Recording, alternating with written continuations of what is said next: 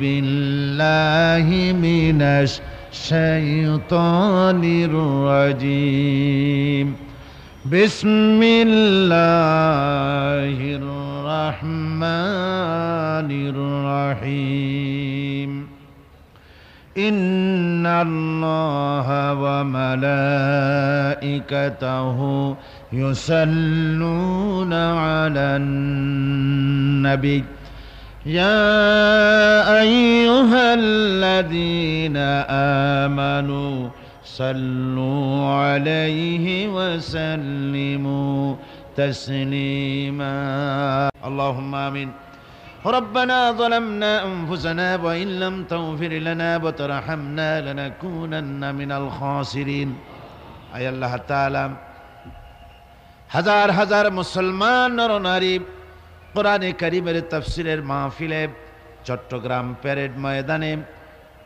5 দিন ব্যাপী কোরআনুল কারীমের তাফসীরের আজকের এই দ্বিতীয় দিবসে তোমার দরবারে কয়েকবার দরুদ ও সালাম পড়ে আমরা হাত তুলেছি। মেহেরবানি করে দরুদ ও সালাম টুকুন সোনার মদিনায় নবী পাকের রওজা মুবারকে পৌঁছে দাও। আয় আল্লাহ তাআলা এ মাহফিলের আয়োজন যারা করেছেন আর শোনার জন্য যারা এসেছেন, কিয়ামতের দিন মুসিবতের সময় এ মাহফিল সকলের জন্য নাজাতের জরিয়া বানিয়ে দাও আল্লাহ। या रब करम तू अगर करे वो बात दे जुबां को जो दिल पर असर करे। रब्बना तक़ब्बल मिन्ना इन्नका अंतस समीउल अलीम व तुब अलैना इन्नका अंतत तव्वाबुर रहीम। सुब्हान रब्बिका रब्बिल इज्जति अम्मा यसिफून व सलामुन अलल मुरसलीन अल्हम्दुलिल्लाहि रब्बिल आलमीन। मोहतरम सदर जलसा, हजरात उलमाए किराम, सम्मानित सुधीमंडली, उपस्थित आमार देशी विदेशी इस्लाम प्रिय मुस्लिम भाई ओ बोनेरा, अस्सलामु आलैकुम व रहमतुल्लाहि व बाराकातुहु। আমরা মহান আল্লাহ সুবহানাহু ওয়া তাআলার দরবারে লাখো কোটি শুকরিয়া আদায় করছি যে মহান আল্লাহ তাবারক ওয়া তাআলা ইসলামী সমাজ কল্যাণ পরিষদ চট্টগ্রাম কর্তৃক আয়োজিত বার্ষিক তাফসীরুল কোরআন মাহফিলের আজকের এই দ্বিতীয় দিবসে আমাদেরকে হাজির হওয়ার তৌফিক এনায়েত করলেন। আমরা শুকরিয়া স্বরূপ পড়ছি আলহামদুলিল্লাহ। মোহাব্বতের সাথে জোরে সোরে সবাই পড়েন আলহামদুলিল্লাহ। রব্বানা লাকাল হামদ হামদান কাসীরান তাইয়িবান মুবারাকান ফীহ ইয়া রাব্বি লাকাল হামদু কামা ইয়ানবাগী লিজালালি ওয়াজহিকা ওয়া আযীমি সুলতানিক। আমরা মহান মাবুদের দরবারে শুকরগুজার হচ্ছি। তিনি যদি দয়া করে মাহফিল আসতে না দিতেন তো আমরা আসতে পারতাম না। কিসের আকর্ষণ! এই প্রচন্ড ঠান্ডাকে উপেক্ষা করে রিক্সা ভাড়া দেওয়া হয়নি, গাড়ি ভাড়া দেওয়া হয়নি, যাতায়াতের কোনো খরচা দেওয়া হয়নি, খাবারের কোনো বন্দোবস্ত করা হয়নি। মাহফিলের পরে সিন্নি বিতরণ করা হবে, তাবারুক বিতরণ করা হবে, এমন কোনো শুভ সংবাদও দেওয়া হয়নি। অথচ পঙ্গপালের মতো নারী পুরুষ দেশ থেকে বিদেশ থেকে বাংলাদেশের বিভিন্ন এলাকা থেকে মানুষেরা ছুটে এসেছে এই মাহফিলে। আকর্ষণ কিসের? কোরআনে কারীমের। কিসের আকর্ষণ বলুন? কোরআনে কারীমের আকর্ষণ। কোরআনের সম্মানে, কোরআনকে জানার জন্যে, কোরআনকে বোঝার জন্যে আপনারা এখানে এসেছেন। একটি জিনিসের সংশোধনী আমি পেশ করতে চাই। আমি মঞ্চে আসার সাথে সাথে পুরা মাহফিল শুদ্ধ দাঁড়িয়ে যেতে হবে, এটার কোনো বাস্তব যুক্তি নাই। তবে হ্যাঁ, আপনারা অনেক সময় বসেছিলেন, একটু দাঁড়ালে পরে কোমর সোজা হয়, এ নিয়ত থাকলে ক্ষতি নাই। তবে আমি আসলে দাঁড়াতে হবে মাহফিল শুদ্ধ সব মানুষকে, এটাকে আমি বেদাত মনে করি, এটা ঠিক নয়। কথা বুঝতে পেরেছেন? সুতরাং কোরআনে কারীমের ইজ্জত, কোরআনে কারীমের সম্মান সব চাইতে বেশি। কোরআনের চাইতে ইজ্জত আর সম্মান পৃথিবীতে কারো নাই। এটাই হচ্ছে গোটা পৃথিবীর মধ্যে আল্লাহ পাকের দেওয়া সবচেয়ে বড় নিয়ামত। আমরা জোরে বলি সুবহানাল্লাহ। রাসূল পাক সাল্লাল্লাহু আলাইহি ওয়াসাল্লাম বলেছেন, খায়রুকুম মান তাআল্লামাল কুরআনা ওয়া আল্লামাহু, সাদাকান নবী সাল্লাল্লাহু আলাইহি ওয়াসাল্লাম। হুজুর বলেছেন, তোমাদের মধ্যে সর্বোত্তম ব্যক্তি সেই যে ব্যক্তি নিজে কোরআন শেখে এবং অপরকে শিখায়। এরাই হচ্ছে সর্বশ্রেষ্ঠ, সর্বোত্তম। সুবহানাল্লাহ। আল্লাহ নবী বলেছেন, কোরআনে কারীম হচ্ছে পৃথিবীর মানুষের জন্য। এই কোরআন থেকে যারা কথা বলে, মান ক্বালা বিহি সাদাকা, কোরআন থেকে যারা কথা বলে তারাই সত্য কথা বলে। কোরআন থেকে যারা কথা বলে তারাই সত্য কথা বলে। ওমান আমিলা বিহি উজরা, আর কোরআন থেকে যারা আমল করে, কোরআন পড়ে, বোঝে আর ওর উপরে জীবন গড়ে, তাদেরকে আল্লাহ পাক অবশ্যই পুরস্কৃত করবেন দুনিয়ায় এবং আখিরাতেও। ওয়ামান হাকামা বিহি আদালা, আর যারা এই কোরআন থেকে বিচার ফয়সালা করে তারাই জাস্টিস, সুবিচার কায়েম করে। ওয়ামান দা ইলাইহি হুদিয়া ইলা সিরাতিল মুস্তাকিম, রাওয়াহু তিরমিজি।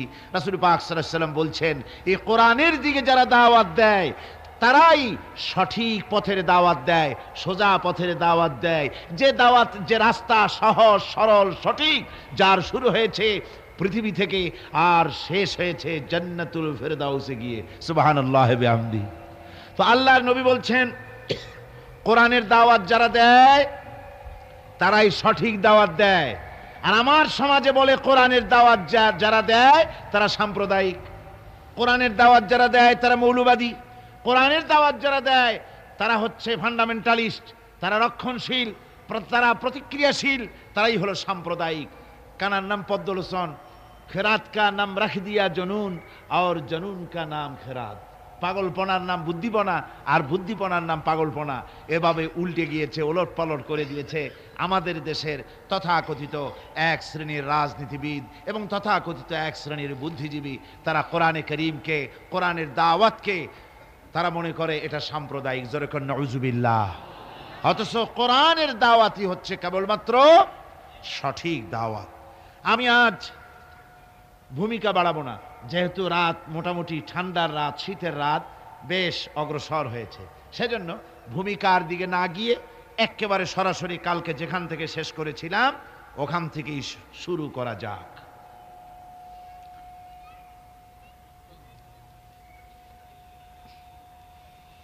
শুরুতেই আপনারা আমার সঙ্গে শয়তানের ওয়াসওয়াসা থেকে আল্লাহর কাছে পানাহ চেয়ে নিয়েছেন, কাজী নতুন করে আবার দরকার নেই। বিসমিল্লাহির রহমানির রহিম। وَإِذْ قَالَ عِيسَى ابْنُ مَرْيَمَ يَا بَنِي إِسْرَائِيلَ إِنِّي رَسُولُ اللَّهِ إِلَيْكُمْ مُصَدِّقًا لِمَا بَيْنَ يَدَيَّ من التوراة ومبشرا برسول يأتي من بعد اسمه أحمد فلما جاءهم بالبينات قالوا هذا سحر مبين صدق الله العظيم। আল্লাহ পাক বলছেন, স্মরণ করো সেই সময়ের কথা যখন ঈসা আলাইহিস সালাম, মরিয়ম পুত্র ঈসা, তিনি বলেছিলেন, হে বনি ইসরাইল, ইন্নী রাসূলুল্লাহি ইলাইকুম মুসাদ্দিকান লিমা বাইনা ইয়াদাইয়া মিনাত তাওরাত, আমি আল্লাহর পক্ষ থেকে তোমাদের জন্য রাসূল হয়ে প্রেরিত হয়েছি এবং আমার পূর্বে নাজিলকৃত তাওরাতের সত্যতা বিধানকারী হিসেবে আমি নাজিল হয়েছি। ওয়া মুবাশশিরাম বিরাসূলিন ইয়াতি মিন বা'দি ইসমুহু আহমদ, আর আমি সুসংবাদদাতা সেই রাসূলের যিনি আমার পরে আসবেন, যার নাম হবে আহমদ। ফালাম্মা জাআহুম বিল বাইয়িনাতি ক্বালু হাযা সিহরুম মুবিন, আর প্রকৃতপক্ষে যখন তিনি স্পষ্ট দলিল নিয়ে প্রমাণাদি নিয়ে যখন তাদের সামনে এলো, তারা বলল এটা তো সুস্পষ্ট প্রতারণা বা সুস্পষ্ট এক প্রতারক। এ হচ্ছে আয়াতে কারিমার শাব্দিক তর্জমা। অর্থাৎ ঈসা আলাইহিস সালাম একথা বলতে চাইলেন। আল্লাহ পাক বলছেন, মারইয়াম পুত্র ঈসা বলেছেন যে আমি কোন নতুন রসুল নই, ইন্নী রাসূলুল্লাহি ইলাইকুম, আমি তোমাদের কাছে রাসূল হিসেবে প্রেরিত হয়েছি। এ কথার দ্বারা তিনি বুঝাতে চান যে আমি কোন নতুন অথবা কোন অভিনব নবী নহি। এ নবুয়তের সিলসিলা আগের থেকে চালু হয়েছে, তার এক ধারাক্রম, তার এই ক্রমধারায় আমিও একজন নবী হিসেবে পৃথিবীতে এসেছি। আর আমি তাওরাতের প্রত্যাখ্যানকারী নই, আমি তাওরাতের সত্যতা ঘোষণাকারী হিসেবে এই পৃথিবীতে এসেছি। পয়গম্বরদের নিয়ম হচ্ছে চিরকাল তারা আগের পয়গম্বরের দাওয়াতের স্বীকৃতি দিয়েছেন, দাওয়াতকে তারা অস্বীকার করেন নাই। আগের পয়গম্বরের দাওয়াতকে তারা স্বীকৃতি দিয়েছেন, বলেছেন। আর দ্বিতীয় অর্থ হচ্ছে যে আমার সম্পর্কে যে আগামনী বাণী শোনানো হয়েছে, সেই তারই বাস্তব রূপ নিয়ে আমি পৃথিবীতে এসেছি। আমার সাথে বিরোধিতা করার কোনো যুক্তি নাই। কিন্তু বনী ইসরাইলেরা হযরত ঈসা আলাইহিস সালামের দাওয়াত গ্রহণ না করে তার উল্টোটাই করল। তারা কি করল? তারা হযরত ঈসা আলাইহিস সালামকে আল্লাহর পুত্র বানিয়ে ছাড়ল। হযরত ঈসা বললেন আমি হচ্ছে আল্লাহর রাসূল, আর তারা বানালো আল্লাহর ছেলে। নাউযুবিল্লাহি মিন যালিক। কোরআনে কারীমে রব্বুল আলামিন বলেন, নাসারারা বলছে ওয়াকালাতিন নাসারাল মাসীহ ইবনুল্লাহ, মাসীহ হচ্ছে আল্লাহর পুত্র। সবাই বলুন নাউযুবিল্লাহ। ওরা একদিকে ঈসা আলাইহিস সালামকে আল্লাহর পুত্র বানালো, আবার অন্যদিকে তারা মাসীহকে শুধু আল্লাহর পুত্র নয়, তারা আবার তাদের একটি দল হযরত ঈসা আলাইহিস সালামকে সরাসরি তাকে আল্লাহই বানিয়ে ফেলল। কোরআনে কারীমে রব্বুল আলামিন বলছেন, লাকাদ কাফারাল্লাযীনা ক্বালু ইন্নাল্লাহু হুয়াল মাসীহু ইবনু মারইয়াম ওয়া ক্বালাল মাসীহু ইয়া বনী ইসরাঈল উ'বুদুল্লাহা রাব্বী ওয়া রাব্বুকুম। হযরত ঈসা আলাইহিস সালাম তিনি ঘোষণা করেছেন, মারইয়াম পুত্র হযরত ঈসা বলেছেন যে আল্লাহ পাক বলছেন যে কাফেররা এই তারাই কুফরি করেছে যারা ঈসা আলাইহিস সালামকে বলেছে আল্লাহ। অথচ ঈসা আলাইহিস সালাম বলেছেন উ'বুদুল্লাহ রাব্বী ওয়া রাব্বিকুম। হযরত ঈসা বলেছেন যে সেই আল্লাহর গোলামি করো, সেই আল্লাহর দাসত্ব করো যিনি তোমাদেরও রব এবং আমাদেরও রব, যিনি আমারও আল্লাহ এবং তোমাদেরও আল্লাহ, সেই আল্লাহ পাকের গোলামি জীবনের সকল ক্ষেত্রে করো। এ কথা বলে দিয়েছেন হযরতে ঈসা আলাইহিস সালাম। এরপরে হযরত ঈসা এরপরে ঘোষণা করেছেন ওয়া মুবাশশিরাম বিরাসূলিন ইয়াতি মিন বাদ ইসমুহু আহমদ, এবং আমি সুসংবাদ দাতা সেই রাসূলের যিনি আমার পরে আসবেন, আর তার নাম হবে আহমদ। এই আয়াতটি কোরআনে কারীমের এটি একটি গুরুত্বপূর্ণ আয়াত, এবং এই আয়াত দিয়ে ইসলাম বিরোধীরা নানান ধরনের সন্দেহের সৃষ্টি করেছে এবং বিতর্কের সৃষ্টি করেছে পৃথিবীতে। এই আয়াতে কারিমে, কোরআনে কারিমের এই আয়াতে রাসূল পাক সাল্লাল্লাহু আলাইহি ওয়াসাল্লামকে আহমদ বলা হয়েছে, হুজুরের নাম আহমদ হিসেবে ঘোষণা করা হয়েছে। আহমদ বলা হয় সেই ব্যক্তিকে যিনি আল্লাহর সবচাইতে বেশি প্রশংসাকারী। এ হলো এক অর্থ। দুই নম্বরের অর্থ হচ্ছে আহমদ হচ্ছেন তিনি যিনি বান্দাদের মধ্যে সবচাইতে বেশি প্রশংসার যোগ্য। বুখারী, মুসলিম, আবু দাউদ, তিরমিজি, নাসাই, ইবনে মাজাহ এ সমস্ত সকল সেই হাদিসের গ্রন্থগুলিতে এসছে যে হুজুর সাল্লাল্লাহু আলাইহি ওয়াসাল্লামের আর এক নাম ছিল আহমদ। ইতিহাসে কোথাও এটা পাওয়া যায় না যে হুজুর সাল্লাল্লাহু আলাইহি ওয়াসাল্লামের পূর্বে কোনো মানুষের নাম আহমদ ছিল। রাসূলে পাক সাল্লাল্লাহু আলাইহি ওয়াসাল্লামের পরে অনেকে তার ছেলেপেলের নাম, এই পৃথিবীতে অসংখ্য মানুষ তার ছেলেদের নাম আহমদ রেখেছে। আহমদ হোসেন, আহমদুর রহমান, গোলাম আহমদ, এই সমস্ত নাম রেখেছে। প্রসঙ্গক্রমে এখানে একথা বলা জরুরি বোধ করছি যে এই ইয়াতি মিন বাদ ইসমুহু আহমদ, এই আয়াতের সুযোগ নিয়ে গোলাম আহমদ কাদিয়ানী নিজেকে নবুয়তের দাবিদার হিসাবে ঘোষণা করেছে। অথচ মুহাম্মদ সাল্লাল্লাহু আলাইহি ওয়াসাল্লামের পরে পৃথিবীতে আর কোন নবী আসবে না। আল্লাহ পাক কোরআনে কারিমে পরিষ্কার বলেছেন, মা কানা মুহাম্মাদুন আবা আহাদিম মির রিজালিকুম ওয়ালাকিন রাসূলুল্লাহি ওয়া খাতামান নাবিয়্যিন। মুহাম্মদ সাল্লাল্লাহু আলাইহি ওয়াসাল্লাম তোমাদের কোন পুরুষদের পিতা নন, আর তিনি হচ্ছেন আল্লাহ পাকের রাসূল, আর নবুয়তের নবীগণের ধারাবাহিকতা সমাপনকারী হচ্ছেন তিনি।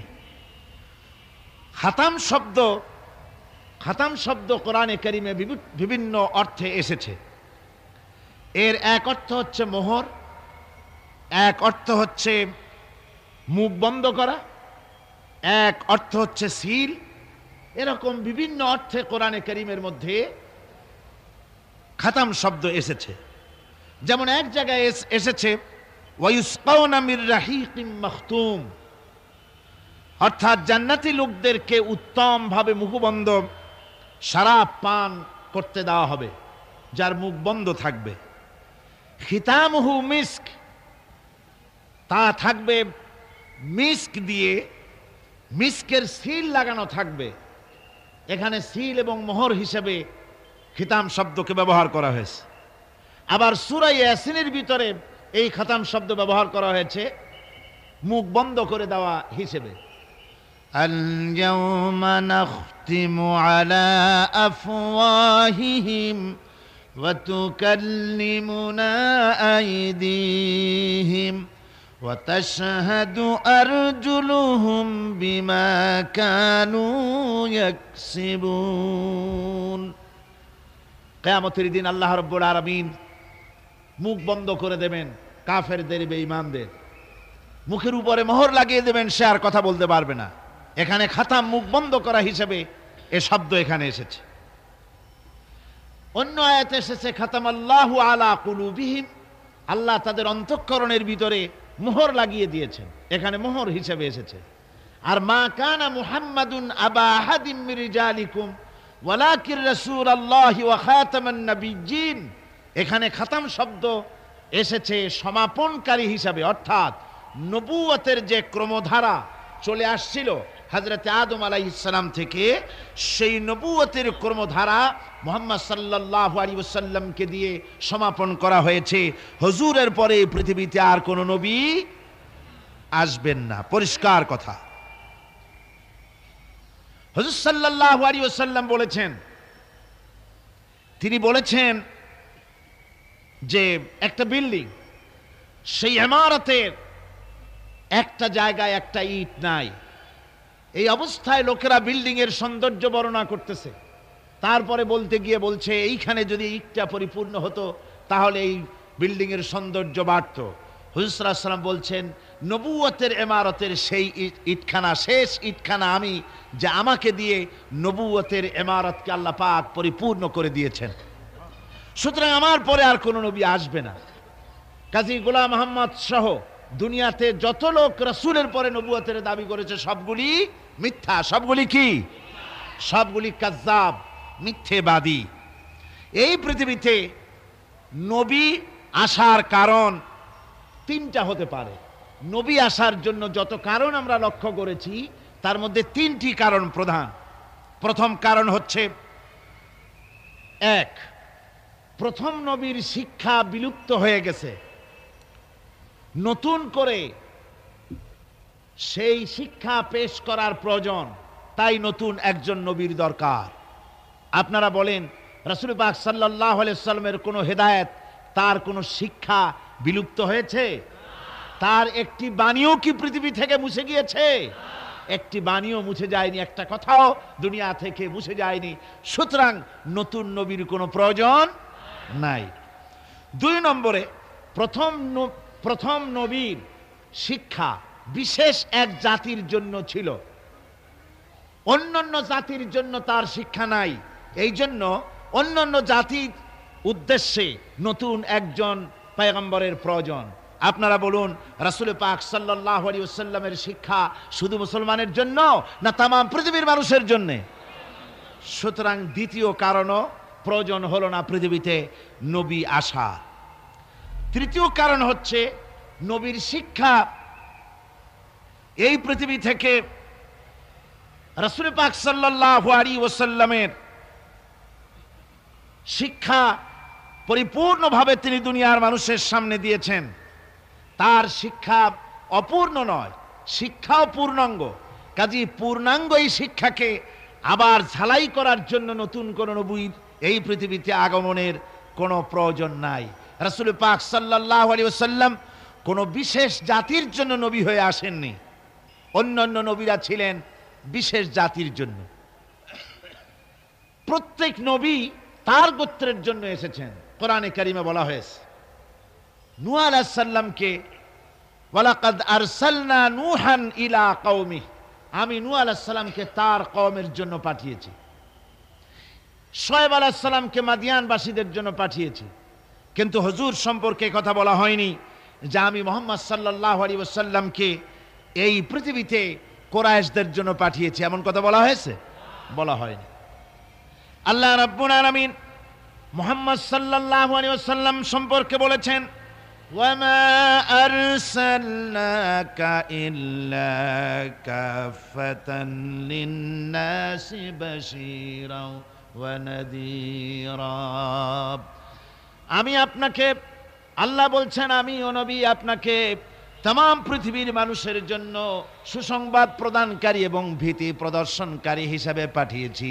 শুধুমাত্র এই পৃথিবীর কোনো একটি জাতির জন্য আপনাকে পাঠানো হয় নাই। আল্লাহ পাক নবীকে বলেছেন, আপনি বলুন, কুল ইয়া আইয়ুহান নাসু ইন্নী রাসূলুল্লাহি ইলাইকুম জামিআ। হে নবী, আপনি বলুন, ও মানব সকল, আমি আল্লাহর পক্ষ থেকে তোমাদের সকলের জন্য রাসূল হয়ে এসেছি। সুবহানাল্লাহ বলেন। এই অর্থে দুনিয়ার অন্যান্য পয়গম্বররা হলেন এলাকা ভিত্তিক নবী, ভাষা ভিত্তিক নবী, আর মুহাম্মদ সাল্লাল্লাহু আলাইহি ওয়াসাল্লাম হচ্ছেন বিশ্ব নবী। জোরে বলেন, রাসূল কি নবী? আরো জোরে বলুন, কি নবী? আর সেই জন্যই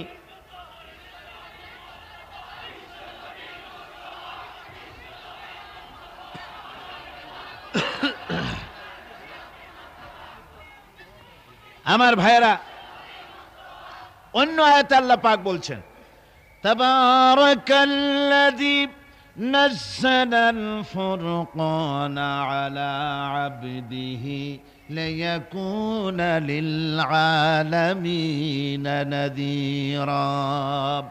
অতীব বরকতশালী সে আল্লাহ রাব্বুল আলামিন, যিনি তার বান্দার উপরে ফুরকানকে অবতীর্ণ করেছেন, যাতে করে তিনি বিশ্ববাসীকে সুসংবাদ দিতে পারেন এবং ভীতি প্রদর্শন করাতে পারেন।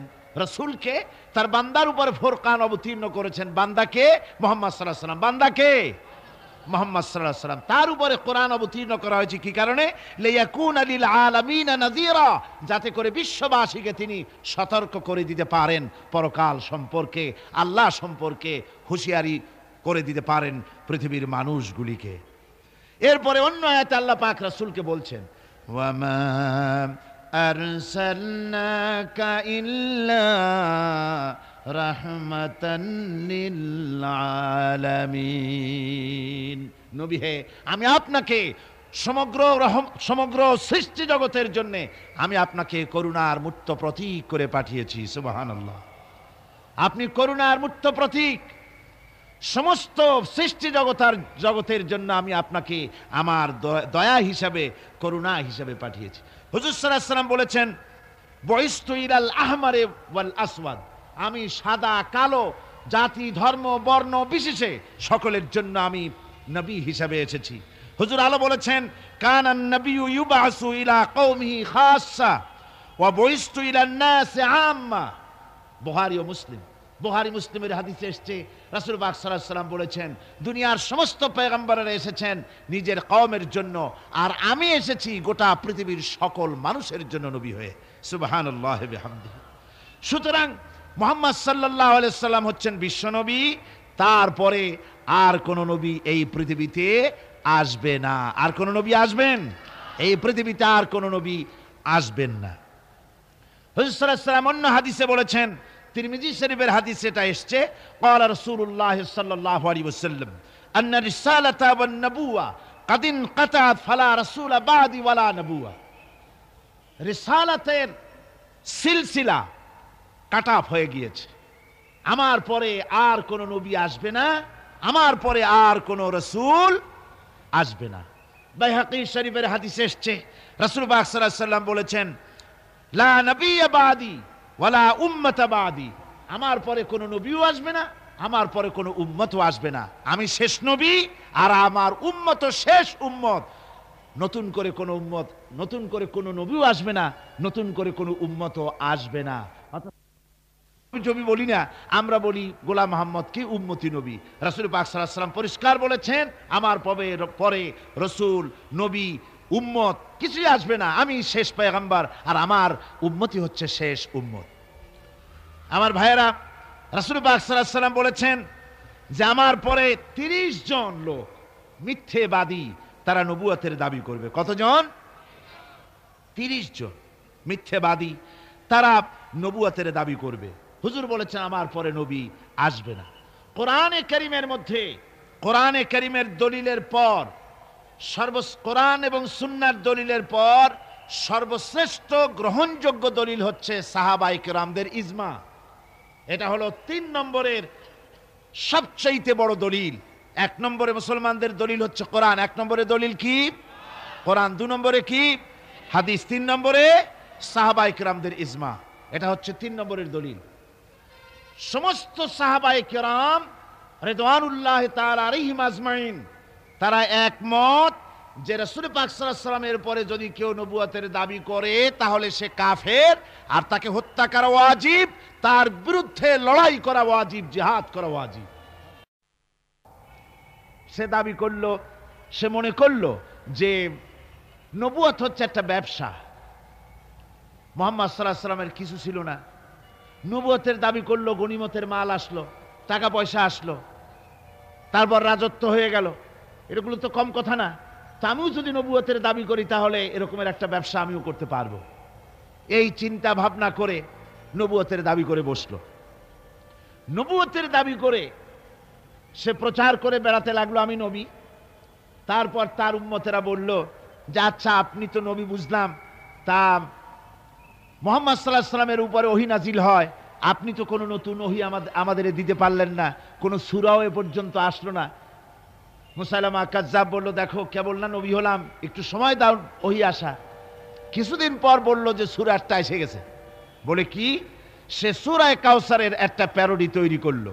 বলল আমার উপরে একটা নতুন সূরা আসছে, সূরাটি হচ্ছে ইন্না আতাইনাকাল আকাক ফাসাল্লি লিরাব্বিকা ওয়াজাক ইন্না শানিয়াকা হুয়াল আবলাক।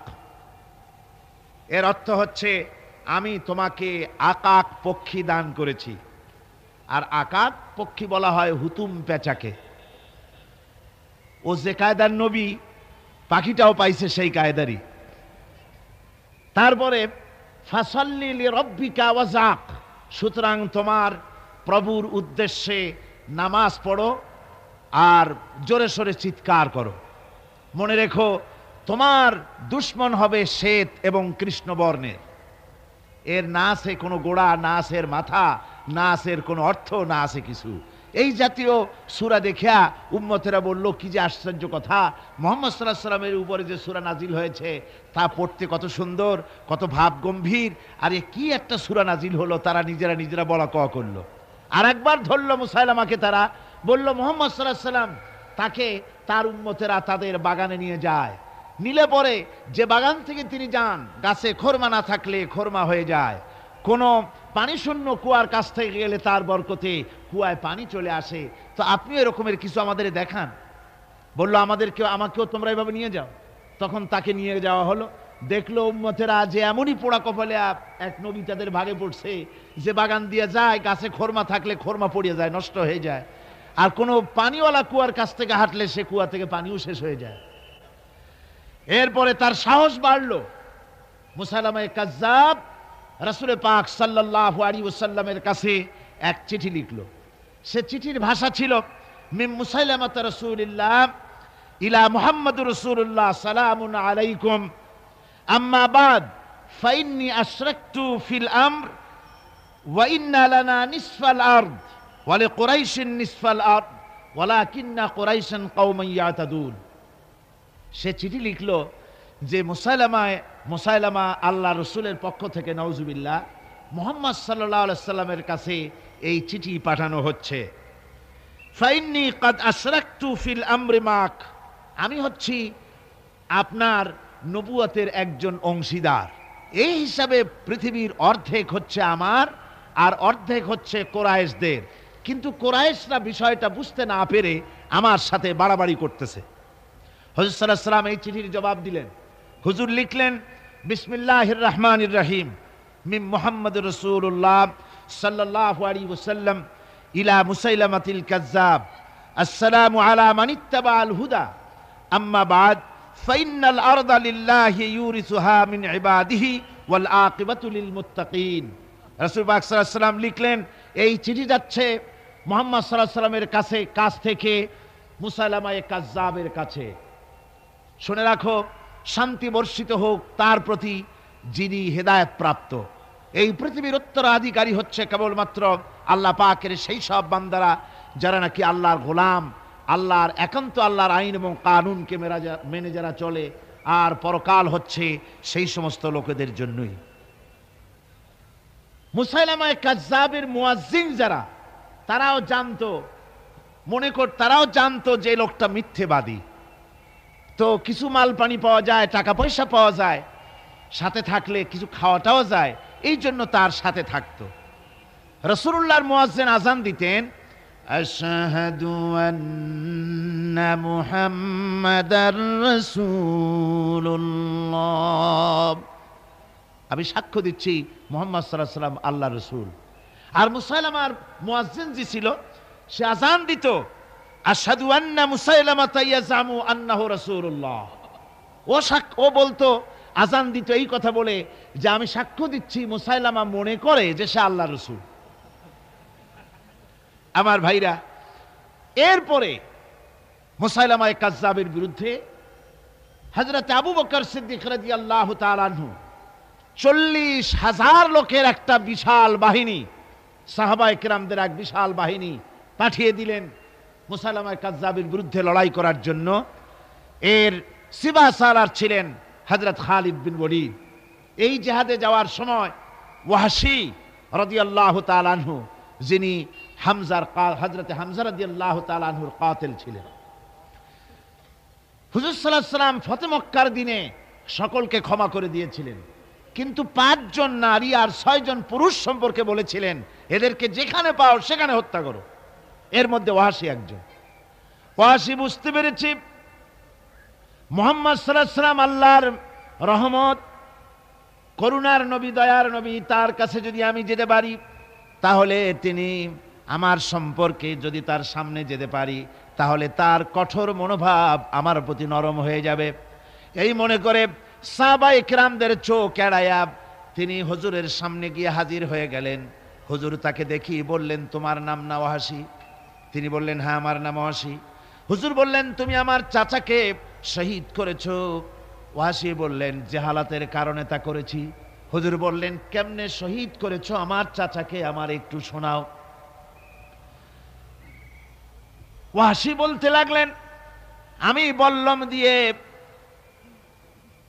হযরতে হামজার শরীরকে এফোড় ওপড় করে দিয়েছি, তারপরে তার বুককে খঞ্জর দিয়ে ফেরে বুকের ভিতর থেকে কলিজাটা বের করে নিয়ে আমি হাতে দিয়ে দিয়েছি হেন্দাই কলেজা চিবিয়ে চিবিয়ে খেস। রাসূল পাক সাল্লাল্লাহু আলাইহি ওয়াসাল্লাম, হাদিস শরীফে এসেছে, ওয়াহশীর বর্ণনা যখন তিনি শুনতেছিলেন, রাসূলের চোখ থেকে তখন পানি পড়ে দাড়ি মোবারক ভিজে ভিজে পড়তেছিল। ঘটনা শোনার পর রাসূলুল্লাহ বললেন, ওয়াহশী তুমি কি চাও? ওয়াহশী বললেন, আমি ইসলাম কবুল করতে চাই। হুজুর তাকে মুসলমান বানালেন, বললেন তুমি মুসলমান হলে কিন্তু সব সময় তুমি আমার সামনে আসবে না, তার কারণ তোমাকে দেখলে পরে আমার মনের ভিতরে আমার চাচার কথা মনে উঠে যাবে। আমি আমার আব্বাকে পাই নাই, আব্বার স্নেহ যত্ন আমার কিসমতে তেমন হয় নাই।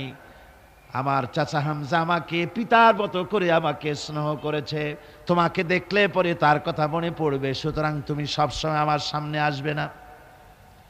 ওয়াহশী সেদিন শপথ নিয়েছিলেন, রব্বুল আলামিন, আমি জাহালাতের কারণে যেই বল্লম দিয়ে ইসলামের একজন শ্রেষ্ঠ সন্তানকে আমি শহীদ করে ফেলেছিলাম, আমি বুঝতে পারি নাই, ওই বল্লমটা আমি হেফাজতে রেখে দিয়েছি।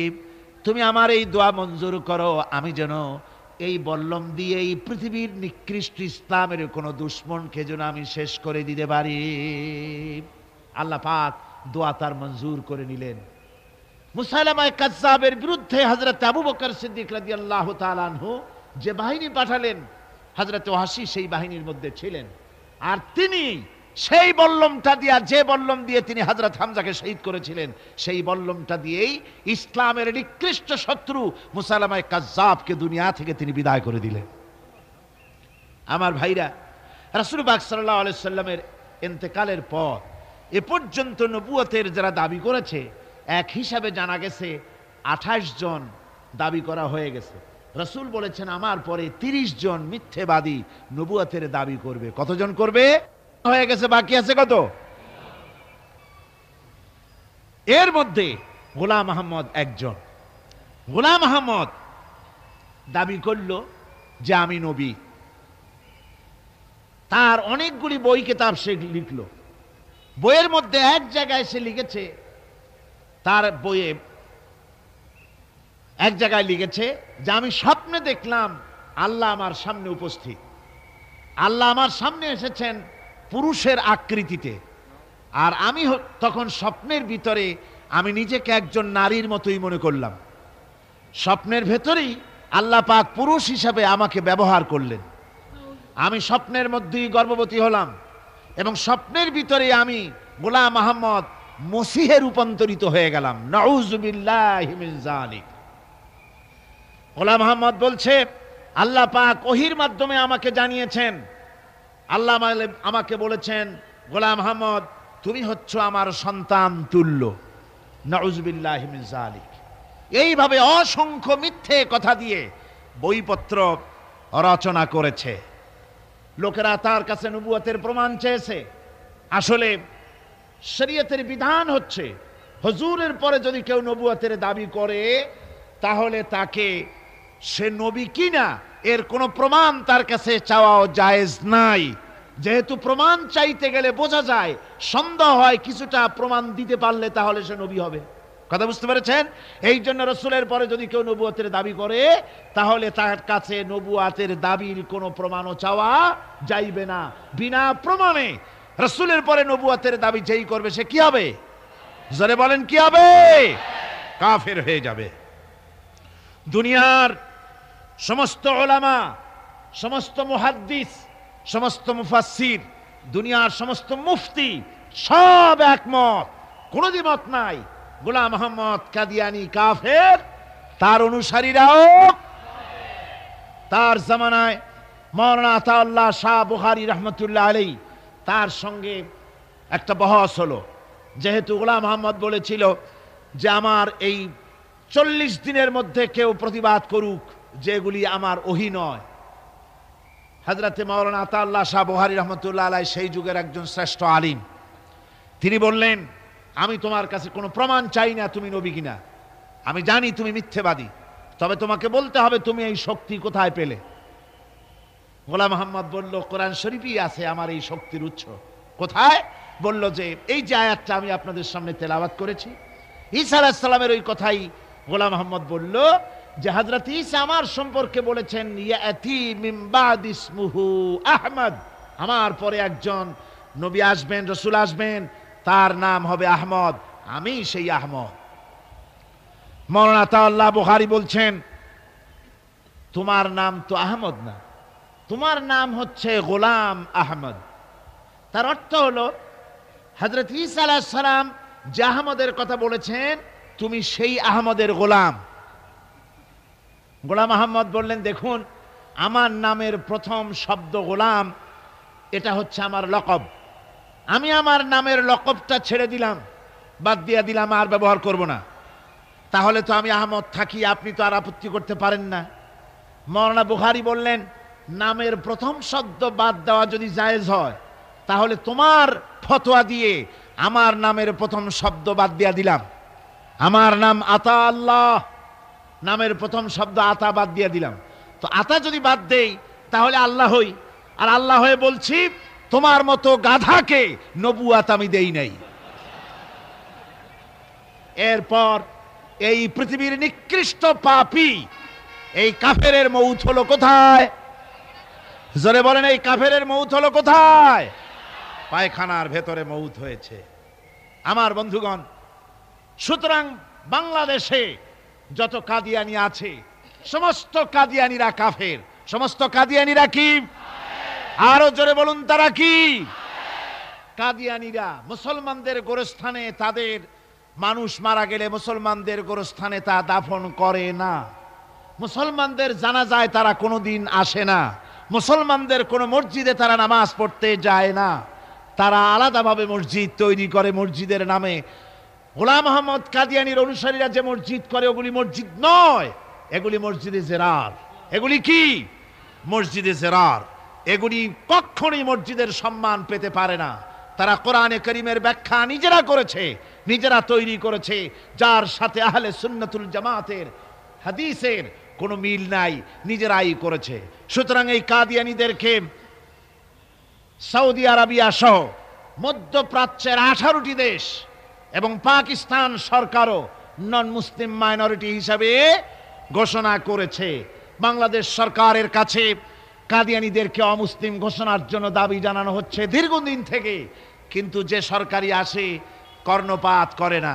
কাদিয়ানীদের সাথে তাল মিলিয়ে চলতে চেষ্টা করে, আর এই তাল মিলিয়ে চলার অর্থই হলো মুনাফিকি। এই তাল মিলিয়ে চলার অর্থ কি? মুনাফিকি।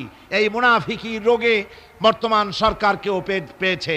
বাংলাদেশের সব আলেম, সব উলামা ঐক্যবদ্ধভাবে দাবি করেছে কাদিয়ানীদেরকে অমুসলিম ঘোষণা করার জন্য, কিন্তু আজ পর্যন্ত তা করা হয়নি। আজকের মাহফিল থেকেও, এই বিশাল জনসমুদ্র, আমরা কোরআনে কারীমের তাফসীরের মাহফিল থেকে দাবি জানাই সরকারের কাছে কাদিয়ানীদেরকে অমুসলিম সংখ্যালঘু হিসাবে ঘোষণা করা হোক। এ প্রস্তাব, এই দাবিকে আপনাদেরও হাত উঁচু করে দেখান। খানিক জিকির করেন, লা ইলাহা ইল্লাল্লাহ, লা ইলাহা, লা ইলাহা ইল্লাল্লাহ। আমার মুসলমান ভাইয়েরা, মূল বিষয়টি হচ্ছে খ্রিস্টান এবং ইহুদিরা যখনই মুসলমানদেরকে আক্রমণ করতে চেয়েছে কোনো ব্যাপারে, তখনই সরাসরি নিজ নামে তারা আবির্ভূত হয় নাই, মুসলমান নামধারী কিছু লোককে তারা ব্যবহার করেছে। যেমন নবুয়তের উপরে হামলা করতে হবে, সেজন্য গোলাম মোহাম্মদ নামের এক কাফেরকে তারা বেছে নিয়েছে। রাসূলকে গালি দিতে হবে, হযরত আয়েশা সিদ্দিকা রাদিয়াল্লাহু তাআলা আনহাকে গালি দিতে হবে, সেজন্য তারা সালমান রুশদিকে বেছে নিয়েছে। বাংলাদেশে রাসূলকে মিথ্যেবাদী বলা হবে, নাউজুবিল্লাহ পড়েন, সেজন্য তারা দাউদ হায়দার নামের এক কবি নামের কলঙ্ক, জাহান্নামের এক কীটকে তারা বেছে নিয়েছিল, ঠিক কিনা কর? আবার আল্লাহকে গালি দিতে হবে, সেজন্য তারা বাংলাদেশে আহমদ শরীফকে তারা বেছে নিয়েছে। কারে বেছে নিয়েছে? ওর নাম কিন্তু আহমদ শরীফ না। আহমদ হচ্ছে আল্লাহর নাম, আল্লাহ রসুলের নাম আহমদ। এই পবিত্র নাম এ শয়তানের হওয়া উচিত না। ওর নাম হচ্ছে আহমক। এর নাম কি? আর শরীফ নয়, শরীফ অর্থ হচ্ছে ভদ্র। এটা হচ্ছে শরীর, শাররুন থেকে শরীর অর্থাৎ দুষ্ট। একদিকে সে আহমক মানে বোকা, একদিকে সে বোকা, আর একদিকে কি? দুষ্ট। বোকা কেন? বোকা কেন? বোকা এই জন্যে, এত বড় একটা লিটারেট পারসন, লেখাপড়া জানে, ডক্টরেট ডিগ্রি নিয়েছে, বিশ্ববিদ্যালয়ে শিক্ষকতা করেছে, এত লেখাপড়া থাকা সত্ত্বেও বোকাই কারণে যেহেতু মালিক চেনে নাই, স্রষ্টাকে চেনে নাই। স্রষ্টাকে চিনেছে? এই আহমদ শরীফ সে তার বইতে লিখেছে যে আল্লাহ বলতে কেউ নাই, স্রষ্টা বলতে কেউ নাই, মানুষেরা নিজেরা চিন্তা করে স্রষ্টাকে সৃষ্টি করেছে। নাউযুবিল্লাহি মিন যালিক। পরকাল সম্পর্কে বলেছে পরকাল এটা মিথ্যে কথা, মরে যাবে মানুষ, কিন্তু পরকাল বলতে কিছু নাই। বিবাহ বলেছে এটা একটা সামাজিক চুক্তি, এর কোনো মানে নাই। একটা পুরুষ একটা নারীকে বিবাহ করে চিরকাল ওই নারীটাকে নিয়ে পড়ে থাকবে, আবার একটা নারী চিরকাল একটা স্বামী নিয়ে পড়ে থাকবে, নতুন কোনো বৈচিত্র্যের স্বাদ তাদের কপালে জুটবে না। এটা কেমন কথা? এটা হতে পারে না। সে বলে যে নারী পুরুষের অবাধ মেলামেশা থাকাই উচিত, এটাই প্রগতি। এই হলো আহমক শরীর। সে বোকাই কারণে দুনিয়ার সব চিনেছে, অথচ মালিককে চেনে নাই। কিন্তু আমাদের দেশের গরুতেও মালিক চেনে। গরুতে মালিক চেনে কিনা কন? আপনারা যায় দেখেন, রাত্রিবেলায় ডাকাডাকি করলে আপনার গরু যদি বিলে থাকে, তাহলে গরু ছুটে আপনার কাছে আসবে। আসবে কিনা কন? গরু তো কিছু তো তার ভদ্রতা সম্মান আছে, আমাদের গৃহপালিত পশু। কুত্তা, কুকুর, কুকুরেও মালিক চেনে। চেনে কিনা কন? যদি বিশ্বাস না হয়, আপনার বাড়িতে যদি কুকুর থাকে, আপনার বাড়িতে রাত 12টার সময় যদি অন্য কোনো লোক ঢোকে, তাহলে কি কন? কুকুরে খুব আদর করবে না? কুকুর তারে তাড়াইয়া কর্ণফুলি পার করে দিয়ে আসবে। আর যদি আপনি যান গভীর রাত্রে, গলায় কাশি দেবেন, কথাও বলবেন না, কাশিটা শুনে কুত্তা এসে আপনার পায়ে তার লেজুর দিয়ে নেজ দিয়ে নাড়ানাড়ি করবে, মুখটা পায়ের উপরে লাগাবে। ঠিক কিনা কন? গরুতে মালিক চিনল, কুত্তায় মালিক চিনল। ডক্টর আহমদ শরীফ এই আহমক এমনই নিকৃষ্ট, কুত্তা গরুর চাইতে নিকৃষ্ট। আল্লাহ রাব্বুল আলামিনকে চেনে নাই।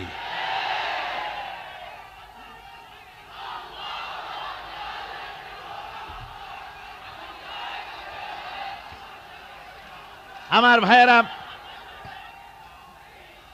তাকে ফাঁসি দেওয়ার দাবি তো দূরের কথা, ফাঁসির দাবি মানা তো হলোই না, এমনকি গভর্নমেন্ট তাকে গ্রেফতারও করল না।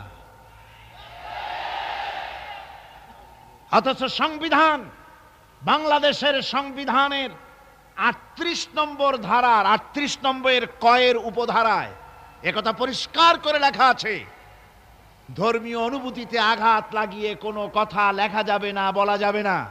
যদি বলা হয়, বাংলাদেশ পেনাল কোড বলছে, বাংলাদেশ দণ্ডবিধি, তার মধ্যে পরিষ্কার লেখা আছে, কেউ যদি এরকম বলে, আমি ভুল বলেছি, ওটা সংবিধানে না, এটা হচ্ছে পেনাল কোডে।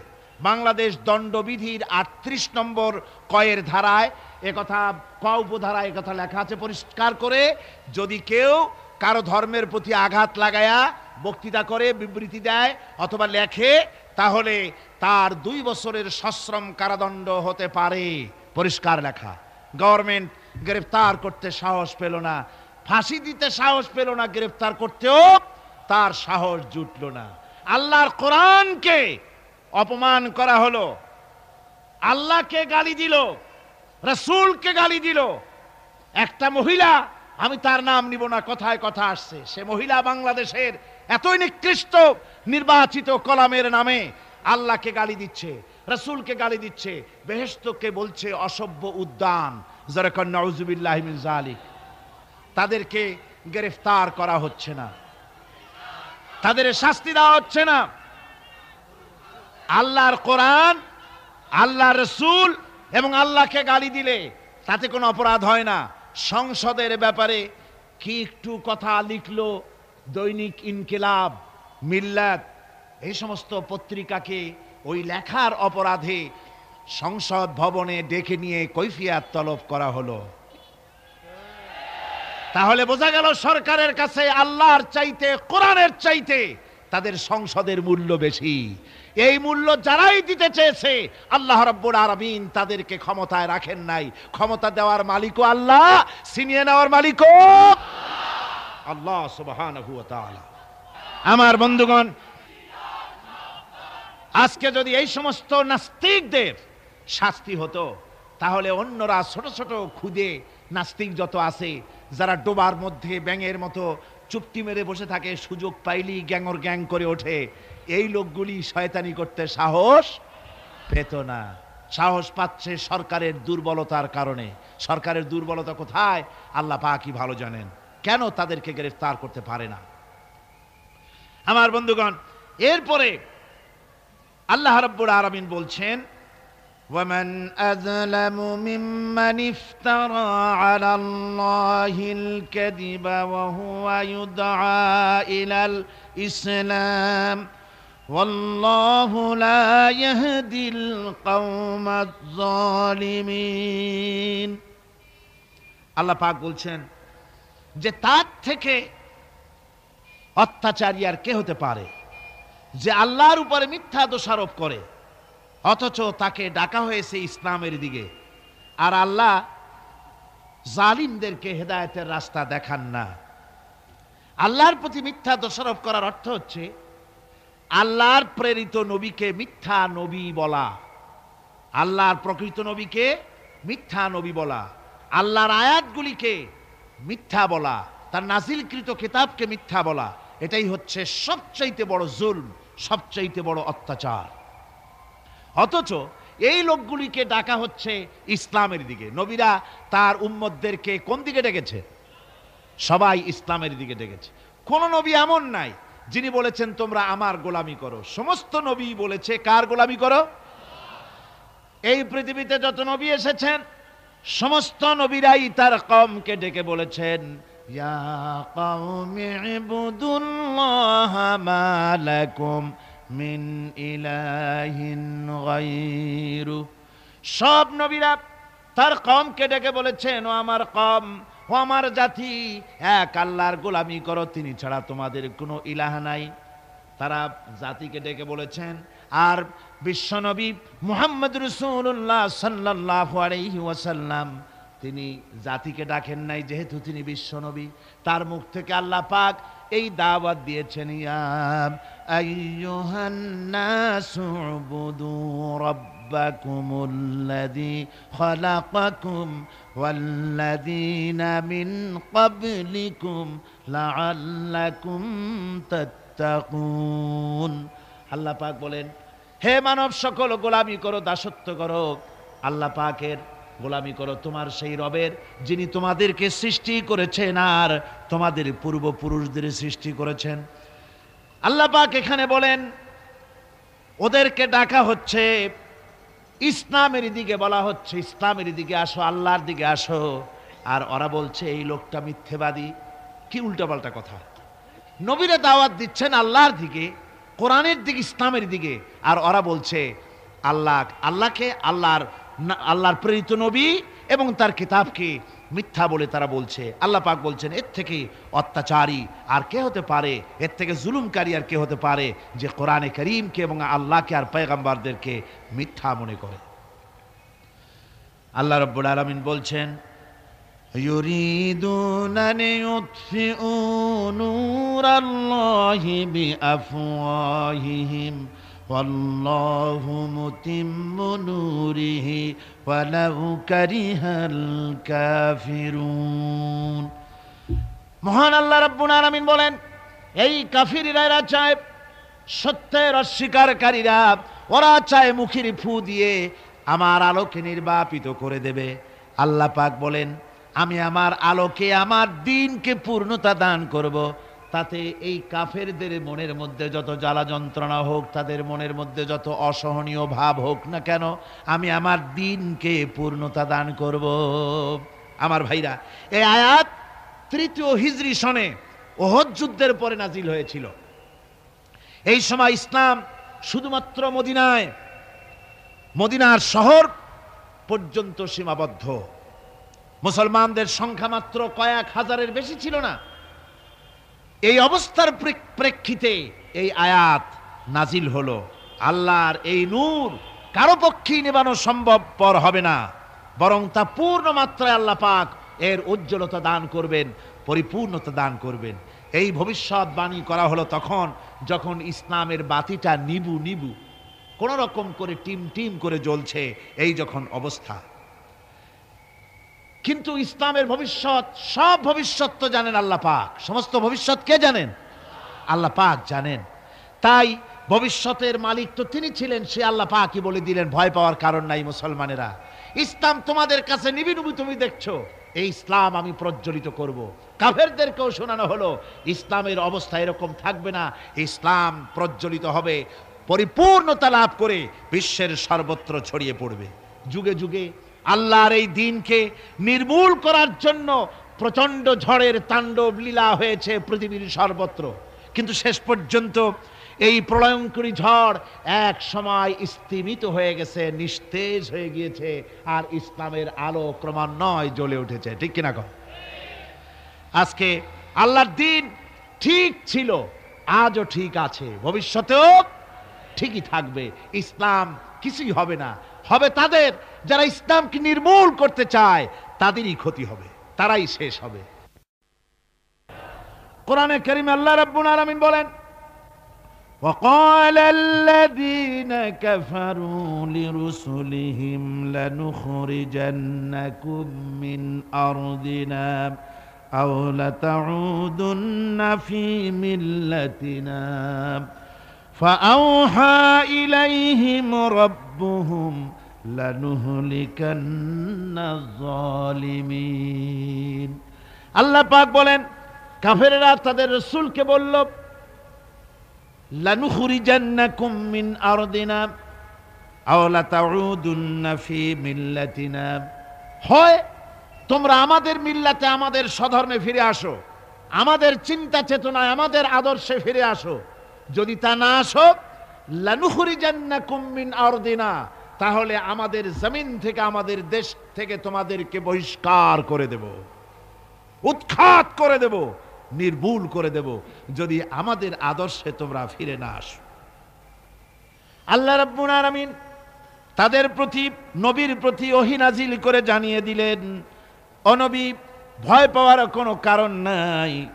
আল্লাহ রাব্বুল আলামিন তিনি বলে দিয়েছেন, লালুহলিকান্নাজ-জালিমিন, আল্লাহ পাক এই জালিমদেরকে হালাক করে দিবেন, ধ্বংস করে দিবেন। যারা নাকি পয়গম্বরকে উৎখাত করতে চায়, তার দলবলকে যারা উৎখাত করতে চায়, উৎখাত মূলত ওরাই হবে, উৎখাত মূলত ওরাই হবে। আল্লাহ রাব্বুল আলামিন বলেন, ওয়ালানুসকিনান্নাকুমুল আরদা মিন বা'দিহিম যালিকা লিমান খাফা মাকামি ওয়া খাফা ওয়াঈদ। আল্লাহ, আর তাদের পরে আমি তোমাদেরকে জমিনে প্রতিষ্ঠিত করব। যারা তোমাদেরকে উৎখাত করতে চায়, ওরাই উৎখাত হয়ে যাবে। আমি আল্লাহ পাক তোমাদেরকে আমি প্রতিষ্ঠিত করব।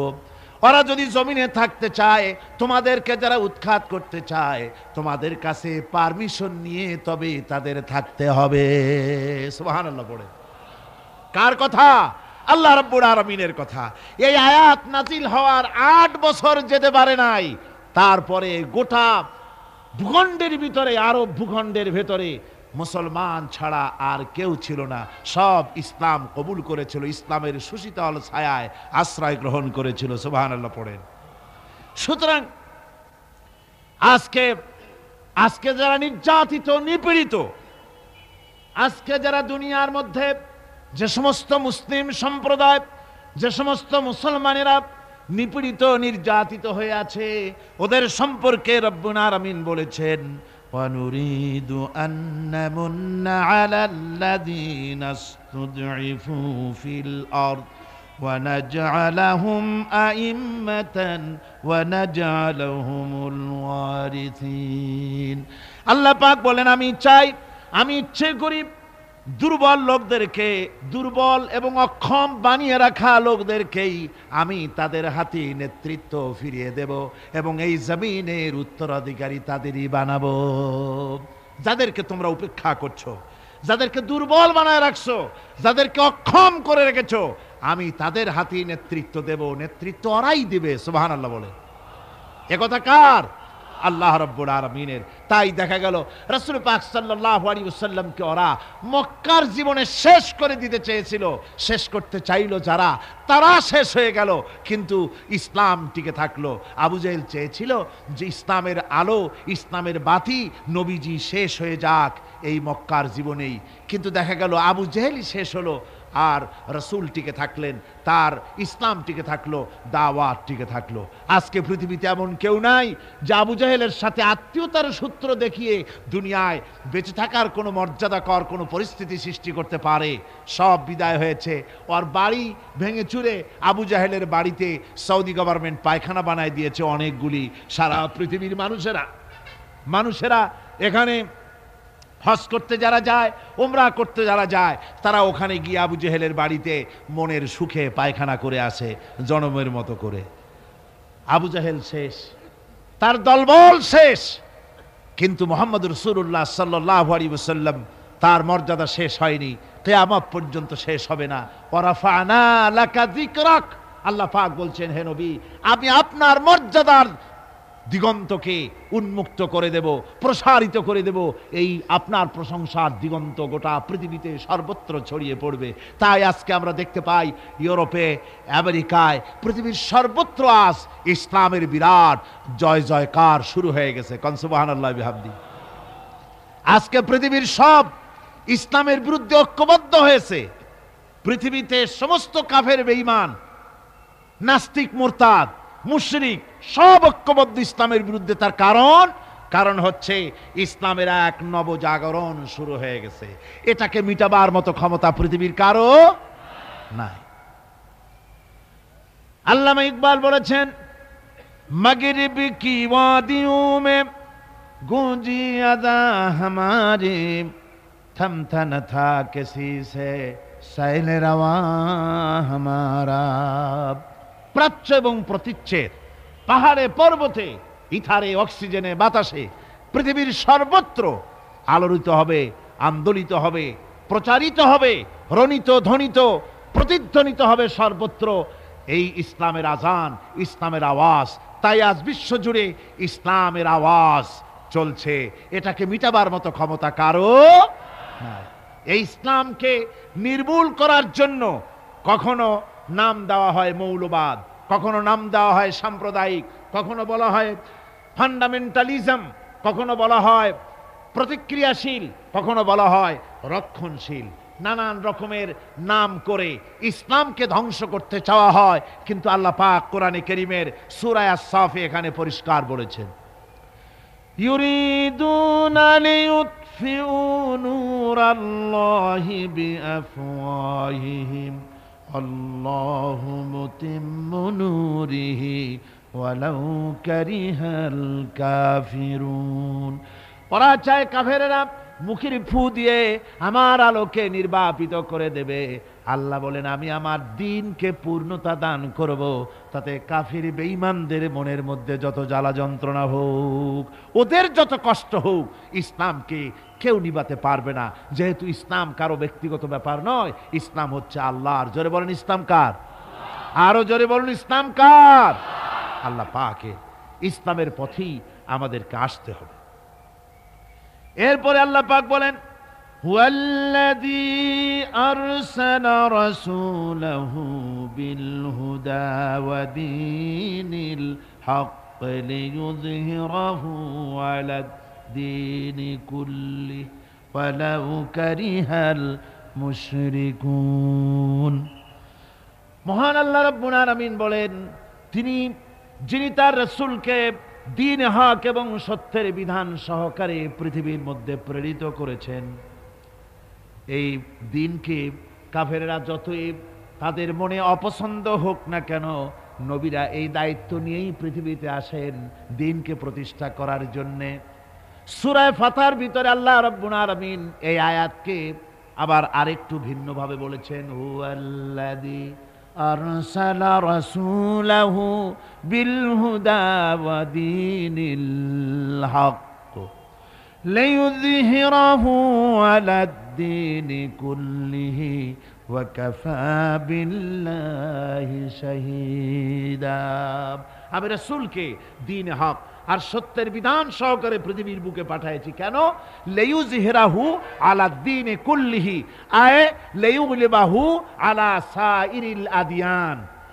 রাসূল পৃথিবীতে এসেছে এই কারণে মানুষের তৈরি করা সব মতবাদ, আদিয়ানে বাতিলা, সব রকমের মানুষের তৈরি করা মতবাদের উপরে ইসলামকে বিজয়ী করে দেবে। এজন্য রাসূল দুনিয়ায় প্রেরণ করেছি। রাসূলের কাজ এটা নয় যে মসজিদের মধ্যে বসে কিছু জিকির আজকার করবেন, তারপরে কিছু দাড়ি টুপি ইত্যাদির শিক্ষা দিবেন। এই কিছু জিকির আজকার আর কিছু দাড়ি টুপি জামা কাপড় কদু খাওয়া ইত্যাদি কিছু কথা তিনি বলবেন। এই শুধুমাত্র এতটুকুন কারণে রাসূল পাঠাবার কোনো প্রয়োজন ছিল না। রাসূল এসেছেন পূর্ণাঙ্গ শিক্ষা দেওয়ার জন্যে। তার থেকে দাড়ি টুপি বাদ পড়ে নাই। তার থেকে কি দাড়ি টুপি বাদ? নিশ্চয়ই নয়। তার মধ্যে দাড়িও আছে, টুপিও আছে, জামাও আছে, মোছও আছে। মোছটা কেমনে কাটবেন রাসূল সে হেদায়েত দেন নাই নাকি? দিয়েছেন কিনা? সুবহানাল্লাহি বিহামদি। নখটা কেমনে কাটবেন সে হেদায়েত রাসূল দিয়েছেন কিনা? দিয়েছেন। টুপির হেদায়েত দিয়েছেন, দাড়ির হেদায়েত দিয়েছেন, জামার হেদায়েত দিয়েছেন, সব দিয়েছেন। কিন্তু আপনারা বলুন রাসূল মার খেলেন কেন? গতকাল বলেছি দুনিয়ার সমস্ত পয়গম্বরের অত্যাচারিত হয়েছেন, এমন কোন নবী ছিলেন না। 3 জন নবী ছাড়া সব নবী অত্যাচারিত হয়েছেন। কয়জন নবী অত্যাচারিত হননি? 3 জন। একজন হলেন হযরত নূহ আলাইহিস সালাম। অত্যাচার হওয়ার আগেই বন্যা টন্যা হইয়া কাফেরদের আন্ডা বাচ্চা গোষ্ঠী শুদ্ধ শেষ। কাজী অত্যাচারিত তিনি হননি। বিরোধিতার মোকাবেলা করতে হয়েছে কিন্তু অত্যাচারিত হননি। আরেকজন হচ্ছেন হযরত আদম আলাইহিস সালাম। তার তো অত্যাচারের প্রশ্ন নিয়ে মানুষই নেই, অত্যাচার করবে কিনা? 3 নম্বরে হযরত সুলাইমান আলাইহিস সালাম, পিতা দাউদ আলাইহিস সালামের প্রতিষ্ঠিত রাজ ব্যবস্থা। আর এরপর আল্লাহ পাক তাকে দিলেন অনেক বড় যোগ্যতা, গোটা পৃথিবীর উপরে তারই রাজত্ব চলেছে। সুতরাং তিনিও অত্যাচারিত হননি। ইতিহাস খুঁজে দেখুন, কোরআন হাদিসের তাফসীর এবং হাদিসের ব্যাখ্যা দেখুন, এই 3 জন পয়গম্বর ছাড়া আর একজন নবী পেশ করতে পারবেন না যিনি অত্যাচারিত হন নাই। এই অত্যাচারের কারণ কি? যদি রাসূল ভালো করে বুঝুন, রাসূল যদি শুধু দাড়ির কথা বলতে এসে থাকেন, যদি শুধু কদু খাবার কথা বলতে এসে থাকেন, যদি শুধু খাবারের পরে মিষ্টি খাও এ কথা বলতে এসে থাকেন, তাহলে মারবে কেন লোকেরা? কদু খাইতে তো মজাই লাগে, ওটা বললে কেন পিটাবে লোকেরা? দাড়ি রাখতে বললে তো মারের কথা নয়, দাড়ি রাখলে তো ভালোই লাগে। পুরুষের সৌন্দর্য দাড়ির মধ্যে।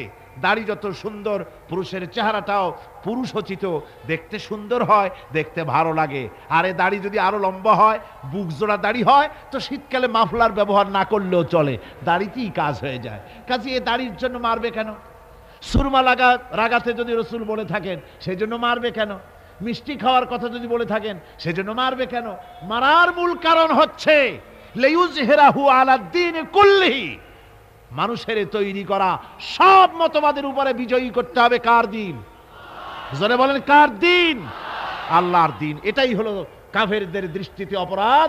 আর এই অপরাধের কারণে তারা পয়গম্বরদের সাথে বিরোধিতা করেছে, মারধর করেছে।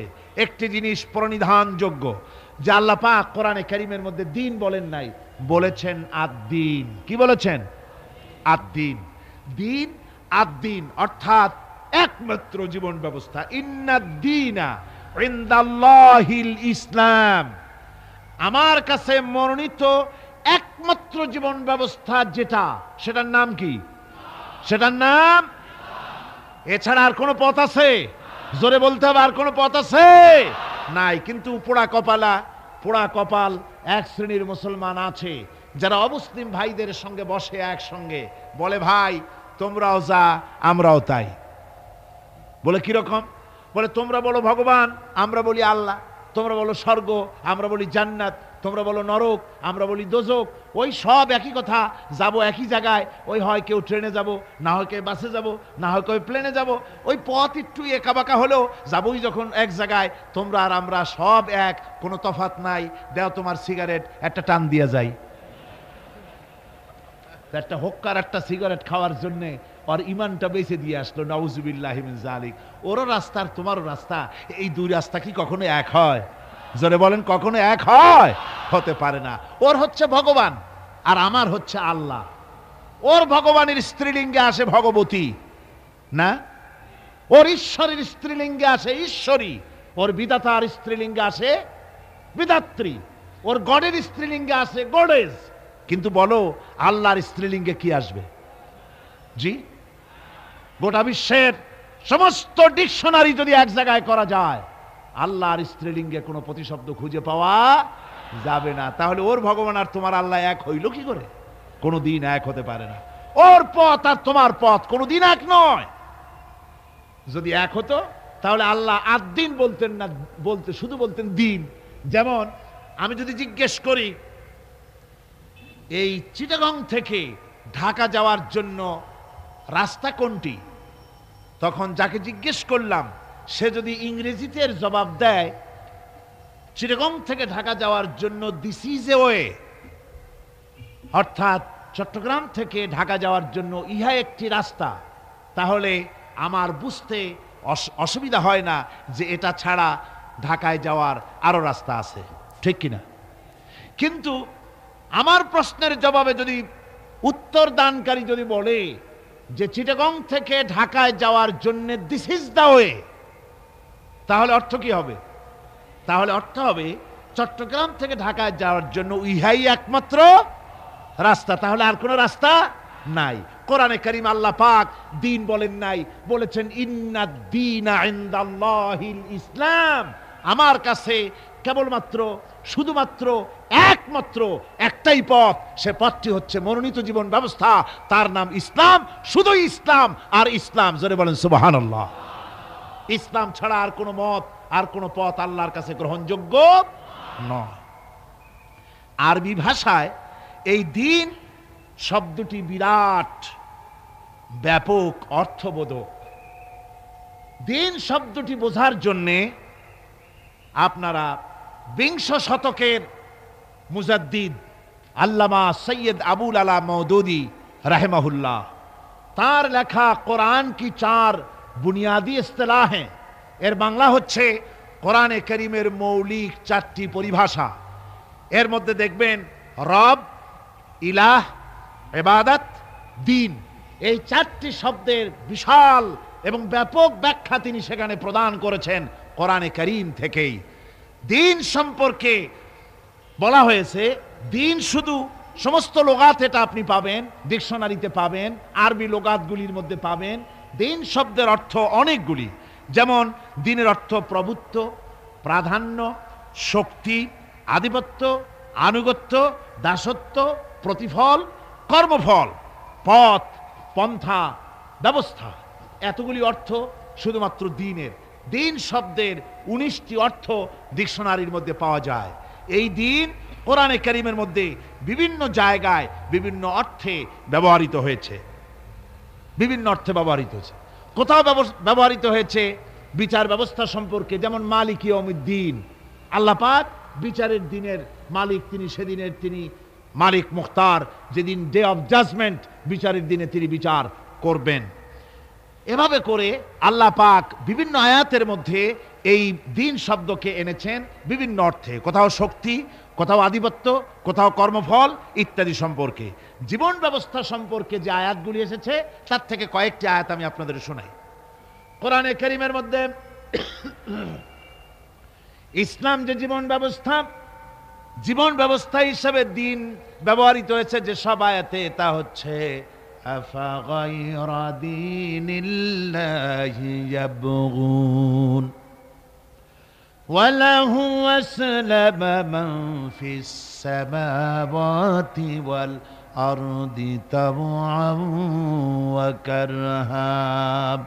আল্লাহ পাক বলেন, আমার দেওয়া জীবন ব্যবস্থাকে ছেড়ে দিয়ে অন্যের তৈরি করা জীবন ব্যবস্থা তোমরা তালাশ করো নাকি? ওয়ালাহু আসনামা মান ফিস সামাওয়াতি ওয়াল আরদ, অথচ আকাশে আর জমিনে যা কিছু আছে সব আনুগত্যের মস্তক আমার সামনে অবনত করে দিয়েছে। আফা গায়রা দীনিল্লাহি ইয়াবগুন, আল্লাহর দেওয়া জীবন ব্যবস্থা, এখানে দিন আসছে জীবন ব্যবস্থা হিসাবে, এই জীবন ব্যবস্থা ছেড়ে দিয়ে অন্যের তৈরি করা মতবাদ তালাশ করো। অথচ আমার ব্যবস্থা গ্রহণ করেছে, মেনে নিয়েছে পৃথিবীর সবাই, আকাশেও জমিনেও সবাই। আইন মানে কার? জোরে বলেন না, কার আইন মানে? ওই মহাকাশের সূর্য, চন্দ্র, গ্রহ, নক্ষত্র, সৌররাজি, নবমণ্ডল, ভূমণ্ডল সব আইন মানে আল্লাহ রাব্বুল আলামিনের। তাই রাত 12টার সময় সূর্যের ক্ষমতা নাই, রাত 12টার সময় পৃথিবীর আকাশে উদিত হয় আর বলে যে রাত তুই সরে যা, আমি এখন দিনের 12টা বাজায় দেব। পারবে কথা বলতে সূর্য? পারবে না। আবার দিনের দুপুর 12টায় রাতের আগমন ঘটবে না, চাঁদের সঙ্গে সূর্যের টক্কর লাগবে না, সূর্যের সাথে চন্দ্রের আঘাত লাগবে না, নক্ষত্র উপগ্রহ সব মহাশূন্যের উপরে চলাচল করবে, কারো সাথে কারো কোনো বাধা, কারো কোনো আঘাত লাগবে না, যেহেতু সব আল্লাহর হুকুম মেনে চলে। জোরে বলেন সুবহানাল্লাহ। আল্লাহর হুকুম মেনে চলে পৃথিবীর গাছপালাগুলি। এজন্য আম গাছে একই মাটির রস খেয়ে, একই মাটির ফসফরাস নিয়ে, একই মাটির সোডিয়াম, একই সূর্যের আলো বাতাস নিয়ে পাশাপাশি গাছ, একটা গাছ আম, ওই আম গাছের থেকে মিষ্টি ফল আম বেরোয়, আর একটার গাছ নিম, নিমের ফল তিতা হয়, পাশে আবার খেজুর গাছ, মিষ্টি মিষ্টি রস হয়, পাশে আবার তাল গাছ, তাতে আবার তাল হয়, তাল গাছে বেল হয় না, বেল গাছে তাল হয় না, আম গাছে সুপারি হয় না, নারকেল গাছে কোনোদিন লিচু হয় না। ঠিক কিনা বলেন? সুতরাং আল্লাহ রাব্বুল আলামিনের হুকুম মেনে চলছে, আকাশ ও জমিনে যা কিছু আছে সব আল্লাহর হুকুম মেনে চলে। ওই দেখুন দরিয়ার পানিগুলি, পদ্মা, মেঘনা, যমুনা, ব্রহ্মপুত্র, কর্ণফুলী, দুনিয়ার সমস্ত আমাদের দেশের এই নদীগুলি আমরা দেখি, এই নদীর মিষ্টি পানিগুলি ভাটির টানে সব চলে যায় বঙ্গোপসাগরে। বঙ্গোপসাগরের পানি মিষ্টি না নোনা? লবণাক্ত পানি, মিষ্টি পানি যায় লবণাক্ত পানির দিকে, আবার জোয়ারের টানে লবণাক্ত পানিগুলি মিষ্টি পানির এলাকার ভিতরে চলে যায়, কিন্তু নোনা পানি পারে না মিষ্টি পানির এলাকা উৎখাত করে, ব্যারিকেড ভঙ্গ করে ভিতরে যেতে। আবার নোনা পানীয়, মিষ্টি পানীয় পারে না নোনা পানির ভিতরে ঢুকে নোনা পানিটাকে মিষ্টি বানাতে। সবগুলি আল্লাহর হুকুম মেনে চলছে। কার হুকুম? আল্লাহ পাকের হুকুম মেনে চলছে। আল্লাহর হুকুম মানে জঙ্গলের প্রাণীরা, অন্তরিক্ষের মহাকাশের সব কিছু, মাটির ভিতরের সব কিছু সব আল্লাহর হুকুম মেনে চলে, আল্লাহর আইন কানুন মানে বলে তারা শান্তিতে আছে। আল্লাহ বলেন আমার এই দিন যদি তোমরাও মানো তোমরাও শান্তিতে থাকবে। আল্লাহ পাক এবার বলেন وَمَن يَبْتَغِ غَيْرَ الْإِسْلَامِ دِينًا فَلَن يُقْبَلَ مِنْهُ وَهُوَ فِي الْآخِرَةِ مِنَ الْخَاسِرِينَ। যে বা যারা মানুষের তৈরি করা, আমি আল্লাহর দেওয়া জীবন ব্যবস্থা ছেড়ে দিয়ে মানুষের তৈরি করা মতবাদকে গ্রহণ করবে, ফালাই ইউকবালা মিনহু, ফালান, আমি কখনো তার কাছ থেকে ওটাকে গ্রহণ করব না, ওহুয়া ফিল আখিরাতি মিনাল খাসিরিন, কিয়ামতের দিন সে ক্ষতিগ্রস্ত হবে। কিয়ামতের দিন সে নিঃসন্দেহে ক্ষতিগ্রস্তদের সাথে শামিল হবে যারা আমার দেওয়া বিধানকে ছেড়ে দিয়ে মানুষের তৈরি করা মতবাদ মেনেছে। এখন আপনারা বলেন পৃথিবীতে যত মতবাদের নাম আমরা শুনি, এই মতবাদগুলি কার? আল্লাহর না মানুষের? আমাদের দেশে ধর্মনিরপেক্ষতার নাম আমরা শুনি, তার আন্দোলনও শুনি। আপনারা বলেন ধর্মনিরপেক্ষ এই মতবাদকে কে তৈরি করেছে? আল্লাহ না মানুষের? সমাজতন্ত্রের মতবাদ কে তৈরি করেছে? আল্লাহ না মানুষে? পুঁজিবাদ কে তৈরি করেছে? আল্লাহ না মানুষে? সুতরাং মানুষের তৈরি করা এই সব মতবাদের উপরে যারা জীবন চালাবে, আন্দোলন করবে, আবার শোনেন আল্লাহ পাক তাদের ব্যাপারেই বলেন ওয়ামান ইয়াবতাগি গায়রাল ইসলামি দীনান, ইসলামকে জীবন ব্যবস্থা হিসাবে গ্রহণ না করে ইসলামের বাইরের কোন মতবাদগুলি যদি কেউ গ্রহণ করে জীবন ব্যবস্থা হিসাবে, যেই ধর্মনিরপেক্ষ মতবাদ আমাকে অর্থনীতি, সমাজনীতি, রাজনীতির সমস্যার সমাধান করবে, এই সমাজতন্ত্র আমার অর্থনীতি, সমাজনীতি, রাজনীতির সমস্যার সমাধান করবে, এই জীবন ব্যবস্থা, এই পুঁজিবাদী জীবন ব্যবস্থা আমাকে আমার জীবনের উন্নতি দিবে, এভাবে করে ইসলামকে বাদ দিয়ে জীবনের সমস্যার সমাধান যদি অন্য কোনো মতবাদ থেকে কেউ গ্রহণ করতে চায়, আল্লাহ পাক বলছেন কিয়ামতে আমি তার কাছ থেকে ওটা গ্রহণ করব না। পরিষ্কার কথা, আল্লাহ পাক পরিষ্কার বলেছেন, ইনিল হুকুমু ইল্লা লিল্লাহ আমারা আল্লাহ তা'বুদু ইল্লা ইয়াহু যালিকাদ দীনুল কাইয়্যিম। আল্লাহ পাক বলেন, আল্লাহ ছাড়া কারো নির্দেশ মানা যাবে না। সেই আল্লাহ পাকই তোমাদের নির্দেশ করেছেন, আল্লাহর দাসত্ব কবুল করো, তারই গোলামি করো, তিনি ছাড়া কারো গোলামি করো না। এটাই হলো সঠিক পথ, এটাই হলো সঠিক জীবন ব্যবস্থা। জীবনের সকল ক্ষেত্রে গোলামি হবে আল্লাহর, জীবনের সব ক্ষেত্রে গোলামি হবে কার? চিল্লায় বলুন, কার গোলামি হবে? তার কারণ আল্লাহ পাক বলেছেন, আলা লাহুল খালকু ওয়াল আমর, সৃষ্টি যার, আইন চলবে তার।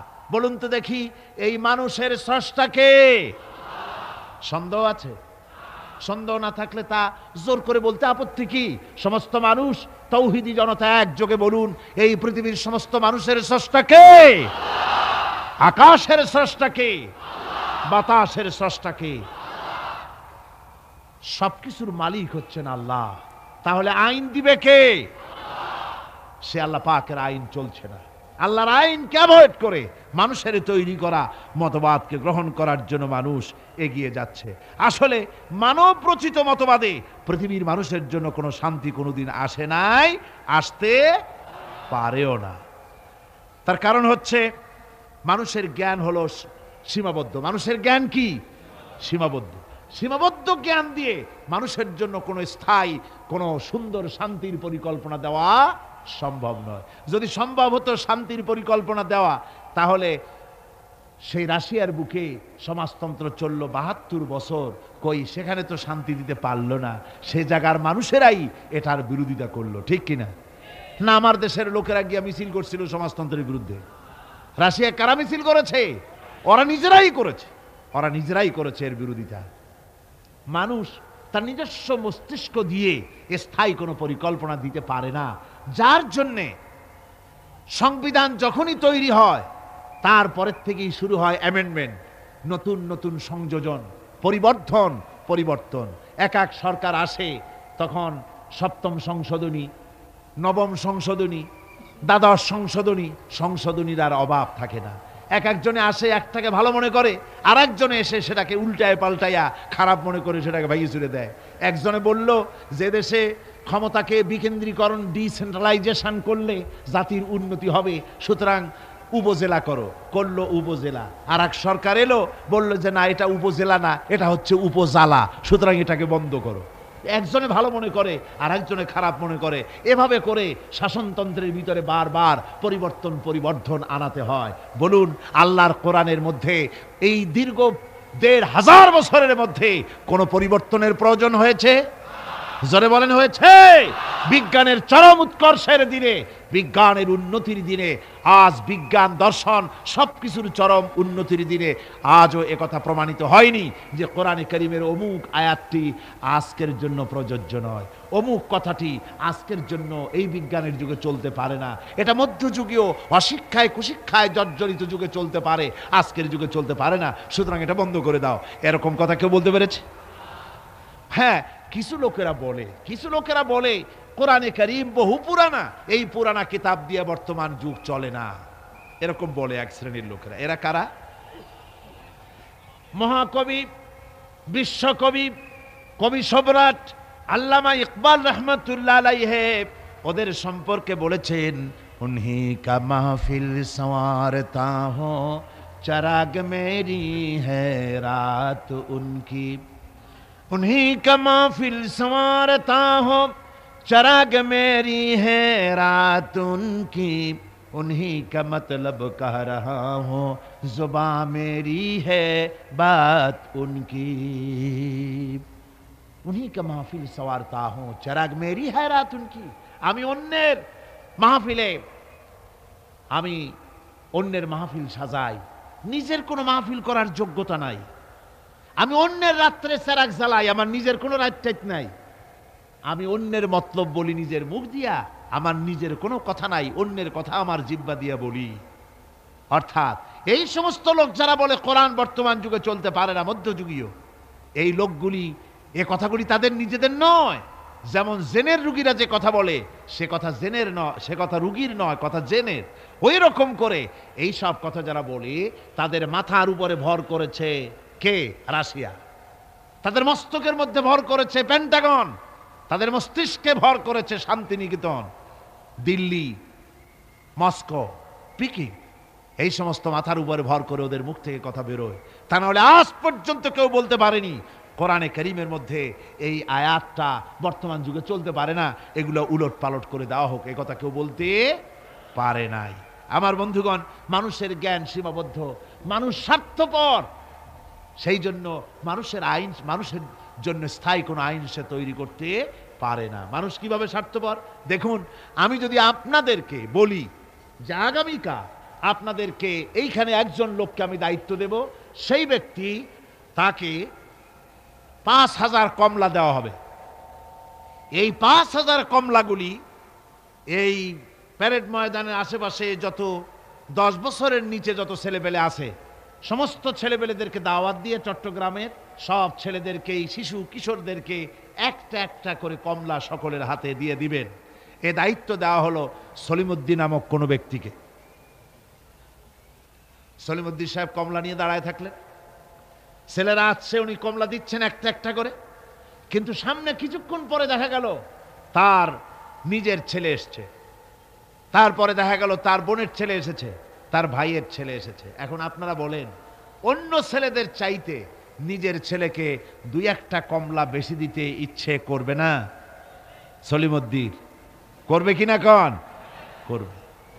সামান্য কমলা বিতরণ করতে গিয়ে নিজের ছেলে বোনের ছেলের প্রতি যদি এভাবে বেশি দিতে ইচ্ছে করে, আর এটা স্বাভাবিক মানবীয় দুর্বলতা, তাহলে গোটা বিশ্বের মানুষের জন্য একটি গ্রহণযোগ্য আইন, এই সংকীর্ণ স্বার্থপরতায় দুষ্ট কোনো মানুষকে এ দায়িত্ব দেওয়া যায় না। তাই আল্লাহ রাব্বুল আলামিন এ দায়িত্ব কাউকে দেননি, এ দায়িত্ব নিজে পালন করেছেন, আইন তিনি তৈরি করেছেন। ঠিক কিনা আমার ভাইরা? সেই জন্য আল্লাহ রাব্বুল আলামিন এইভাবে করে আইন কারো উপরে ছেড়ে দেননি, আইন নিজেই তৈরি করেছেন।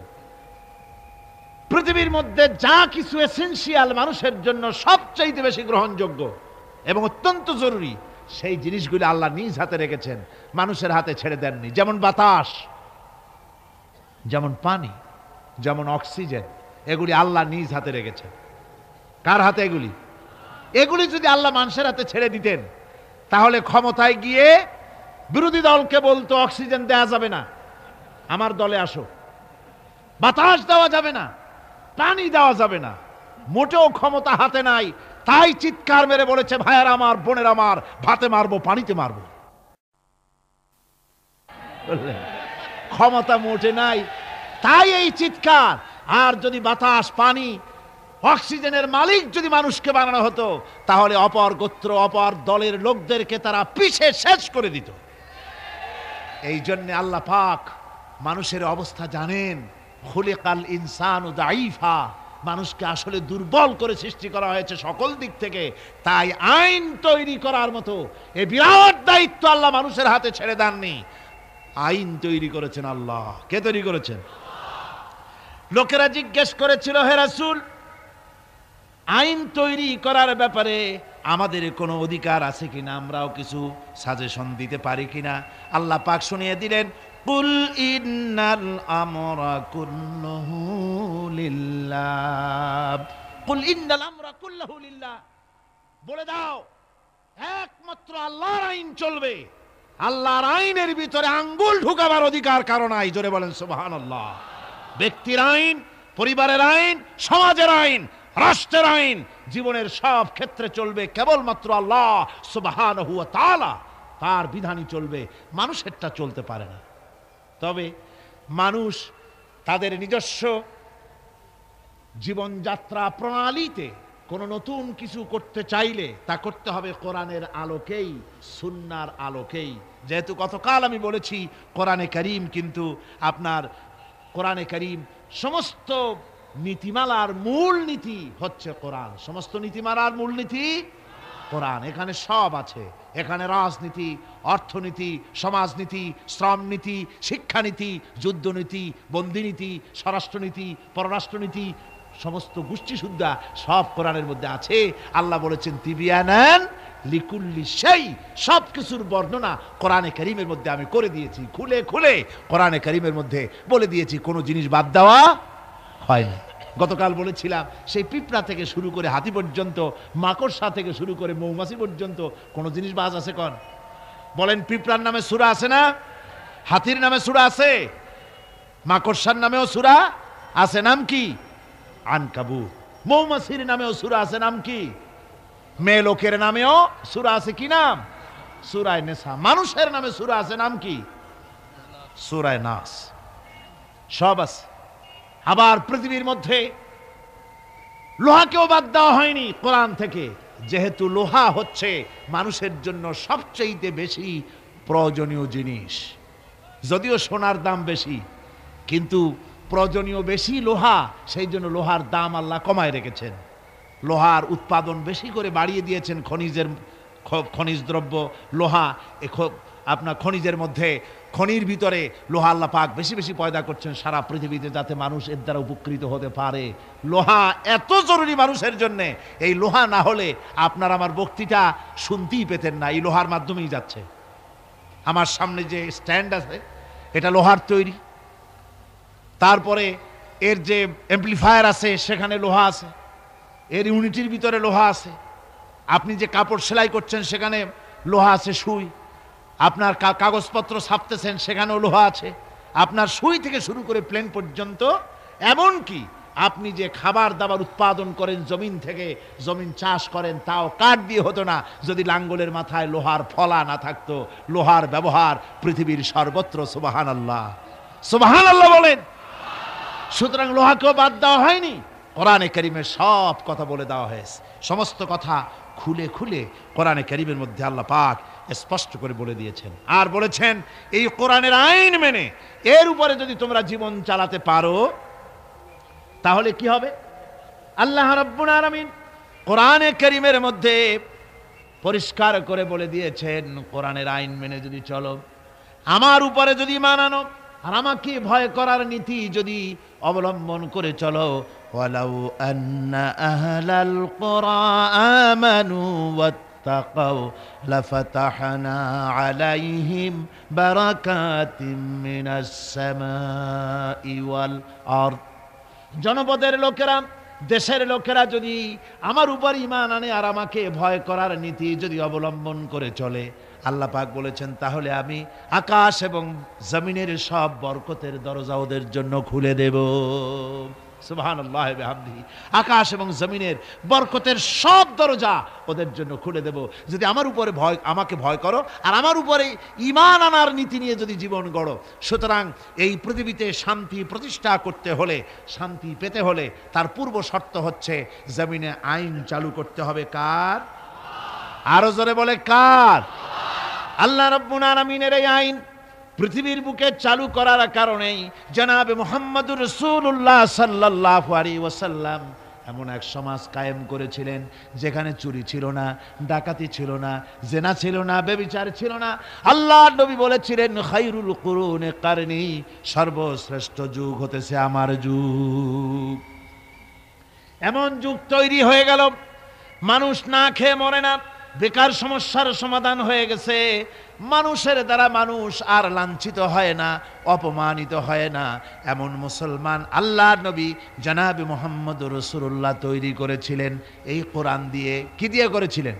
কোরআন দিয়ে। ইতিহাস লিখতেছে সেই জামানায় একটা সুন্দরী যুবতী মেয়ে মদিনা থেকে কোথাও যাচ্ছিল, যাওয়ার পথে যখন সন্ধ্যা হয়ে গেল তখন ওই যুবতী মনে করলো একাকিনী আমি বেরিয়েছি, এখন যদি কোনো পর পুরুষের সামনে পড়ে যায় তাহলে তো আমার সতীত্ব আর বাঁচবে না, অলঙ্কারাদি লুণ্ঠিত হবে। এই মনে করে ভয়তে মহিলা বসে পড়েছে জমিনের উপরে। জমিনের উপরে ভয়তে বসে পড়েছে। দেখা গেল যুবক ছেলেটি তার দিকে এগিয়ে আসতেছে। যুবক এবার যুবতীর কাছে এসেছে, ময়দানে আর কোনো মানুষ নাই।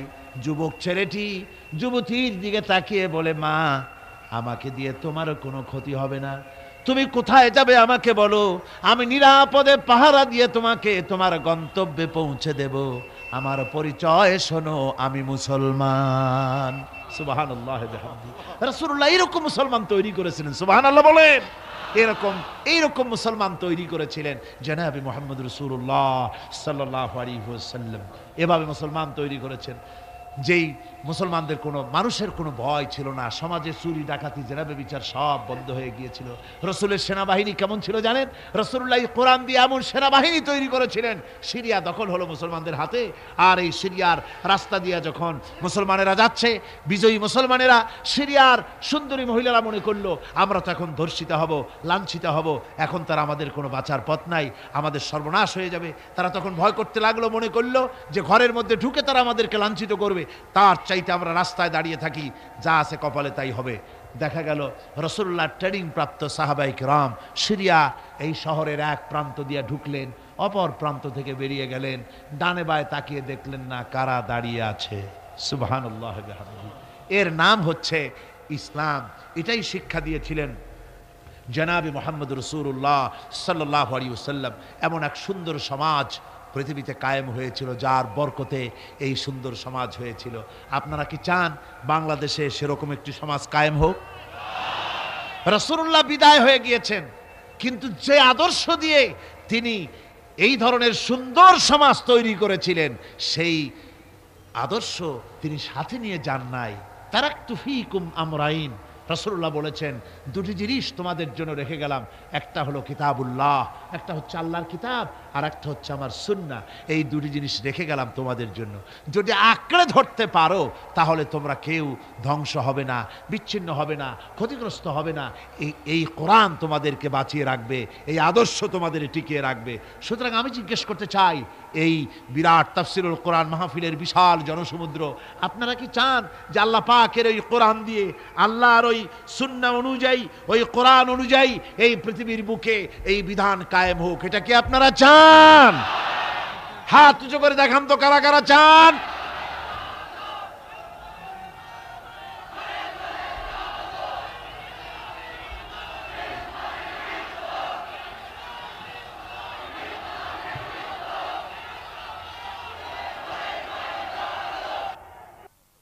সুতরাং কোরআনে কারীমের আজকের যে জায়গা থেকে আমি আলোচনা করতেছিলাম, সেখানে পরিষ্কার কথা বলে দেওয়া হয়েছে যে পৃথিবীতে নবী আগমন এজন্য শুধু নয় যে আপনাদেরকে আমাদেরকে শুধুমাত্র কিছু জামা কাপড় আর কিছু সুন্নতের কিছু ট্রেনিং তিনি দিবেন, এতটুকু নয়। নবীর আগমন ঘটেছে একেবারে মাথার চুল, হাতের নখ কাটা থেকে শুরু করে রাষ্ট্র পরিচালনা পর্যন্ত সব শিখাবেন নবী। সব কে শিখাবেন? নবী শিখাই দিবেন সব কিছু, কোনো কিছু বাদ থাকবে না। আর মানুষের তৈরি করা মতবাদ প্রতিষ্ঠিত থাকবে না, প্রতিষ্ঠিত হবে আল্লাহর আইন। প্রতিষ্ঠিত হবে কার আইন? আল্লাহ রাব্বুল আলামিন বলছেন, হুয়াল্লাযী আরসালা রাসূলাহু বিল হুদা ওয়া দীনিল হক লিইয়ুযহিরাহু আলা দীনি কুল্লি। রাসূল প্রেরণের উদ্দেশ্য সব রকমের মানুষের তৈরি করা মতবাদের উপরে ইসলামকে তিনি বিজয়ী করে দেবেন। নবী বিদায় হয়ে গেছেন, আল্লাহর নবী, তিনি এই আদর্শ, তাকে যে কারণে পাঠানো হয়েছিল সেই কারণে তিনি সফল হয়েছিলেন কিনা বলুন? কি বলেন, সফল কিনা? পরিপূর্ণ সফল। মুহাম্মদ সাল্লাল্লাহু আলাইহি সাল্লাম রাষ্ট্র পরিচালনা করেছেন, নিজে প্রেসিডেন্ট হয়েছেন, রাষ্ট্র পরিচালনা করে, ইসলামের রাষ্ট্র গঠন করে, তারা প্রেসিডেন্ট হয়ে রাষ্ট্র পরিচালনা করে দুনিয়ার মানুষকে তিনি দেখায় গেছেন। সুবহানাল্লাহ বিহামদিহি। রাসূল বিদায়ের পরে এ দায়িত্ব কাদের এখন? মুসলমানদের। জোরে বলেন, দায়িত্ব কাদের? এ দায়িত্ব আজ মুসলমানদের। আমরা কি সে দায়িত্ব পালন করছি? না, পরিপূর্ণরূপে সে দায়িত্ব আমরা পালন করছি না। আমরা দায় সারা গোছের কাজ করে যাচ্ছি। আমরা দুনিয়ার সকল মতবাদের সাথে সম্পর্ক রাখি, ইসলামের সাথেও রেখে গতকাল যে আলোচনা করেছিলাম, খানিকটা মুনাফিকি আচরণ করে যাচ্ছি। কথা ঠিক কিনা? খানিকটা মুনাফিকি আচরণ করে যাচ্ছি। আমাদেরকে স্পষ্টভাবে ইসলামের ময়দানে আসতে হবে। আজকে বলেন আপনারা, আমার দেশের কোর্ট কাছারিতে আল্লাহ বলছেন আমার দ্বীন প্রতিষ্ঠা হবে, আমার দেওয়া জীবন ব্যবস্থা প্রতিষ্ঠিত হবে সকল মতবাদের উপরে। তাহলে বলেন, আমাদের কোর্ট কাছারিতে যে বিচার হয়, ফায়সালা হয়, তা কি এই কোরআন অনুযায়ী হয়? আমার দেশের চোরের শাস্তি কি কোরআন অনুযায়ী হয়? জেনাকারের শাস্তি কি কোরআন অনুযায়ী হয়? মদখোরের শাস্তি, ডাকাতের শাস্তি, হত্যাকারীর শাস্তি কি কোরআন অনুযায়ী হয়? হয় না। আমার দেশের বিচার ফায়সালা, আমার দেশের আইন ও কানুন, আমাদের দেশের শিক্ষা ভবন, আমাদের দেশের সেক্রেটারিয়েট, আমাদের দেশের বঙ্গভবন, আমাদের দেশের কলেজ, ইউনিভার্সিটি, অফিস, আদালত, কল কারখানা, কোথাও কোরআনের পূর্ণাঙ্গ আইন মেনে চালানো হয় না। এরপরেও যদি আমরা নিজেদেরকে খাঁটি মুসলমান বলে দাবি করি, হ্যাঁ করতে পারি, মুখ যখন আছে করতে পারি, কিন্তু আল্লাহর কাছে খাঁটি মুসলমান হিসেবে বিবেচিত হব কিনা চিন্তা করার যথেষ্ট অবকাশ রয়েছে। ঠিক কিনা কর? ভেবে দেখতে হবে। সাহাবায়ে কেরাম কেন মার খেলেন আল্লাহর পয়গম্বরেরা? চিন্তা করার কারণ আছে। যতই বলি নবীওয়ালা কাম করছি, যতই বলি জান্নাতের কাজ করছি, তাহলে জান্নাতের কাজ আপনি করছেন, নবীওয়ালা কাম করছেন, তাহলে আপনার সামনে, নবীদের সামনে যেসব স্টেশন এসছে, সে স্টেশন আসে না কেন? আপনি যাবেন চট্টগ্রাম থেকে ঢাকা যাওয়ার জন্য ট্রেনের টিকিট করেছেন, টিকিট করে ট্রেনে উঠেছেন, স্টেশন আসা উচিত ঢাকার দিকে, আখাউড়া, তারপরে কি বলে লাকসাম, কুমিল্লা, ফেনী, এই স্টেশন যদি আসে তাহলে বোঝা যাবে ট্রেন কোথায় যাচ্ছে, ঢাকার দিকে। কিন্তু টিকিট করেছেন ঢাকার, উঠেছেন ট্রেনে, এবার স্টেশন আসতেছে শ্রীমঙ্গল, স্টেশন আসছে কুলাউড়া, স্টেশন আসতেছে ফেঞ্চুগঞ্জ, তাহলে কি বুঝতে হবে কোথায় যায়? একেবারে উল্টা, সিলেটের দিকে ট্রেন চালু হয়ে গেছে।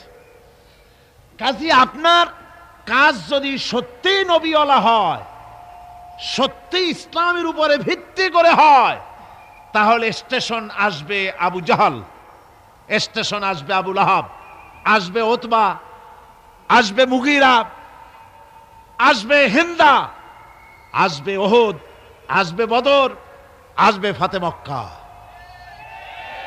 যদি এই সব স্টেশন না আসে, এসব স্টেশনের পরিবর্তে আসে কমলা, আঙ্গুর, বেদানা, হাদিয়া, নজরানা, তাহলে বুঝতে হবে ট্রেন ঠিক মতো যাচ্ছে না। টিকিট করছেন ঠিক, ট্রেনে উঠছেন ঠিক, কিন্তু আপনার ইচ্ছে মতো গন্তব্যে ট্রেনটা যাচ্ছে না। আচ্ছা, এখন কি করবেন? আপনার ইচ্ছা যাবেন মদিনায়। কোথায় যাবেন? মদিনায়। গাড়িতে উঠেছেন, এবার এ গাড়ি মদিনার দিকে যাওয়ার জন্য যে সব স্টেশন আসা উচিত, সে স্টেশন আসতেছে না, স্টেশন আসে উল্টা। এখন আপনি করবেন কি? স্টেশন আসতেছে মস্কো দিয়ে যাওয়ার, স্টেশন আসতেছে আমেরিকা দিকে যাবার স্টেশন। এখন আপনি কি করবেন? আপনি যদি আপনার সিটে বসে ড্রাইভারকে গালাগালি করেন, তাতে কোনো ফায়দা হবে? আপনি যদি আপনার সিটে বসে রাগ করে নিজের চুল আর দাড়ি টানিয়ে টানিয়ে ছেড়েন, যাবো আমি মদিনায়, নিয়ে যায় আমারে মস্কো, কি সর্বনাশ, এ যদি রাগ করে দাড়ি চুল ছেড়েন, তাতে কোনো ফায়দা হবে? তারপরে রাগ করে নিজের সিটটা যেদিকে ট্রেন যাচ্ছে ওদিক থেকে ঘুরাইয়া পিছনের দিকে দিয়ে দিলেন, তাতে কোনো লাভ হবে? কিসে লাভ হবে? লাভ হবে চেইন পুল করতে হবে, গাড়ির চেন টানতে হবে, গাড়ি ঝাঁকুনি খেয়ে দাঁড়ায় যাবে। ড্রাইভারকে বলতে হবে, বেটা এই গাড়ির 95% যাত্রী মদিনার, আর তুমি নিয়ে চলেছ গাড়িকে দিল্লির দিকে, নিয়ে চলেছ পেন্টাগনের দিকে, গাড়ি ফিরাও। যদি যাত্রীর অধিকাংশ যাত্রীদের দাবি অনুযায়ী গাড়ি যদি না ফিরায়, তাহলে 2 নম্বরের কাজ হলো যাত্রীদেরকে ইঞ্জিনে যে দখল করে আছে যে ড্রাইভার, তাকে কিকড আউট করে দিয়ে ইঞ্জিন নিজের দখলে এনে একদম মদিনার দিকে ঘুরিয়ে দেওয়া, এটাই হলো একমাত্র পথ।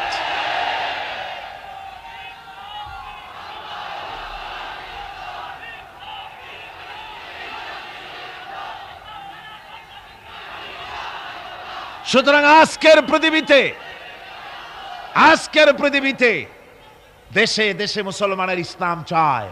আমাদের দেশের শতকরা 95% মুসলমান, অথচ দেশের সরকার দেশকে আল্লাহর বিধান কোরআন অনুযায়ী না চালিয়ে কখনো বা ভারতকে খুশি করতে চান, কখনো বা আমেরিকাকে, কখনো বা ব্রিটেন ফ্রান্সকে খুশি করার জন্য অগ্রসর হচ্ছেন।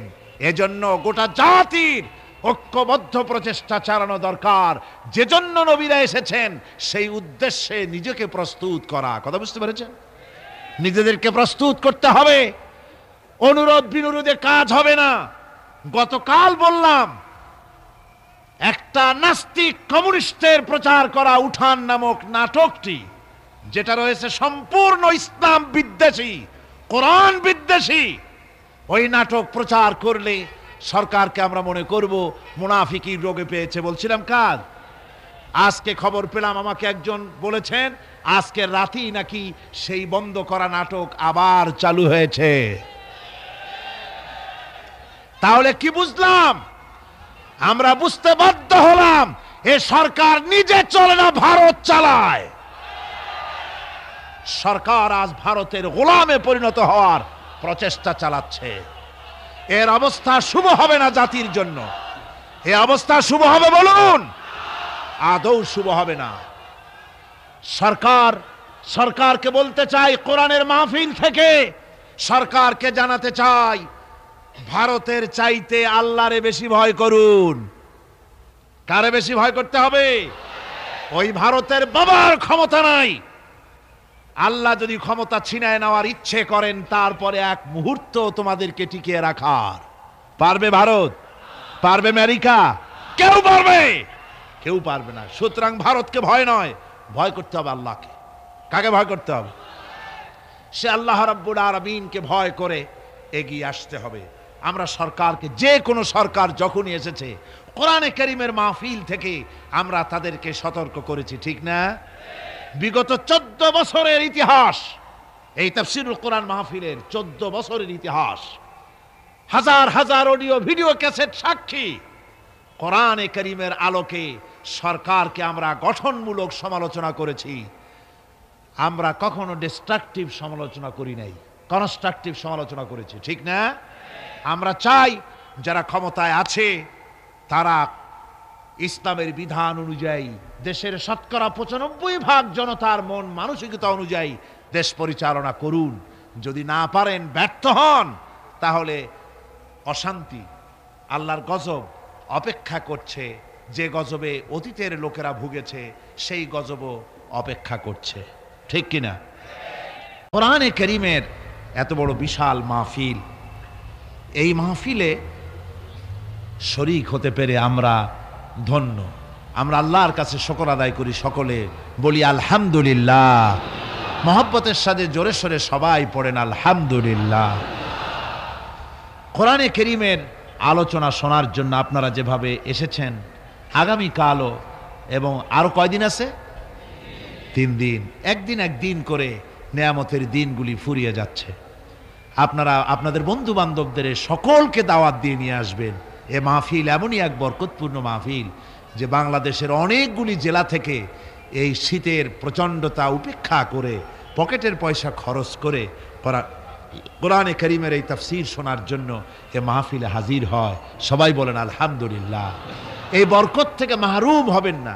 আপনারা সবাইকে ডেকে ডেকে নিয়ে আসবেন। আর আসার সময় আপনারা বাসে, ট্রাকে অথবা পায়ে হেঁটে যেমনি আসবেন, আসার সময় মিছিল করে করে আসবেন, যাওয়ার সময় মিছিলের আকারে যাবেন, যাতে করে যারা হিংসুক আছে, এই মাহফিল যাদের বরদাস্ত হয় না, তারা কিন্তু সুযোগ পেলে ফাঁকে ফোঁকে আঘাত হানতে পারে। গত বছর, তার আগের বছর এসব দুষ্টামি তারা করেছে, ঠিক কিনা? ওদের চরিত্র বিশ্বাস করা যায় না, নিজেরা নিজেরা মারামারি করে অন্যের উপরে দোষটা চাপায় দেয়। ও, তাহলে আমার আর কিছু বলা লাগবে না, বুঝিয়ে ফেলছেন? মাশাআল্লাহ। আমি আপনাদের খেদমতে আরজ করছি যে এদের চরিত্রই এইটা, এদের চরিত্রই এটি।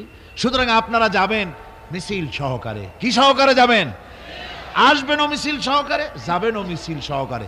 কোনো আজে বাজে উস্কানিমূলক স্লোগান দেওয়ার কোনো প্রয়োজন নাই। আসতেছেন তো কোরআনের মাহফিলে, স্লোগান হবে নারায়ে তাকবীর, আল্লাহু আকবার, আল কোরআনের আলো ঘরে ঘরে জালো, আল হাদিসের আলো ঘরে ঘরে জালো।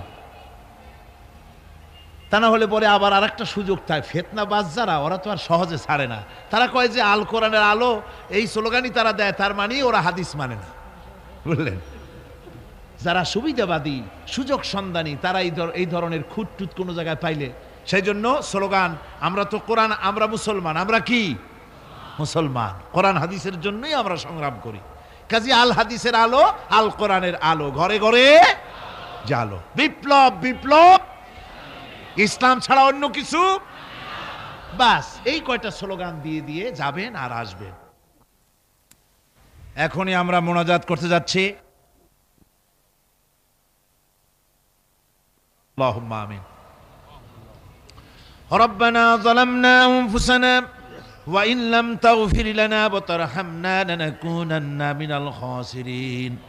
রব্বানা লা তুযিগ কুলুবানা বা'দা ইয হাদাইতানা ওয়া হাব লানা মিন লাদুনকা রাহমাতান ইন্নাকা আনতাল ওয়াহ্হাব। রব্বুল আলামিন, আয় আল্লাহ তাআলা, দীর্ঘক্ষণ ধরে তোমার দ্বীনের কথা, কোরআনের কথা আমরা শুনেছি, আলোচনা করেছি। মেহেরবানি করে সওয়াবটুকু হুজুরে পুরনূর সাল্লাল্লাহু আলাইহি ওয়াসাল্লামের রূহ মুবারকে পৌঁছে দাও। আয় আল্লাহ তাআলা, तमाम পৃথিবীর মাটির নিচে যত মুমিন মুমিনাত শুয়ে আছে তাদের আরো আর পরে সওয়াব পৌঁছিয়ে দাও। আল্লাহ তাআলা, আমাদের মা বাপ যাদের কবরে শুয়ে আছে, কবরগুলিকে জান্নাতের টুকরা বানায়া দাও। আমাদের মা বাপ যাদের বেঁচে আছে, সুস্থ রাখো, ভালো রাখো। রব্বির হামহুমা কামা রব্বায়ানি সগীরা। সবাই পড়েন রব্বির হামহুমা কামা রব্বায়ানি সগীরা। হায় আল্লাহ তাআলা, সারা জীবন গুনাহ করি করি আমরা আমাদের জীবনকে বরবাদ করে দিয়েছি। আল্লাহ, তুমি দয়া করে আমাদের জিন্দেগির সকল গুনাহ খাতা মাফ করে দাও। হায় আল্লাহ, কোরআন দিয়ে জীবন গড়ার তৌফিক দান করে দাও। এই মাহফিল বাকি 3 দিন যেন চলতে পারে সুন্দরভাবে, তুমি মেহেরবানি করে গাইবি মদদ দিয়ে দিও। হায় আল্লাহ তাআলা, এ মাহফিল করতে গিয়ে সমাজ কল্যাণ পরিষদ এ মাহফিল করতে গিয়ে বড়ই ঋণগ্রস্ত হয়ে পড়েছে, তুমি জানো।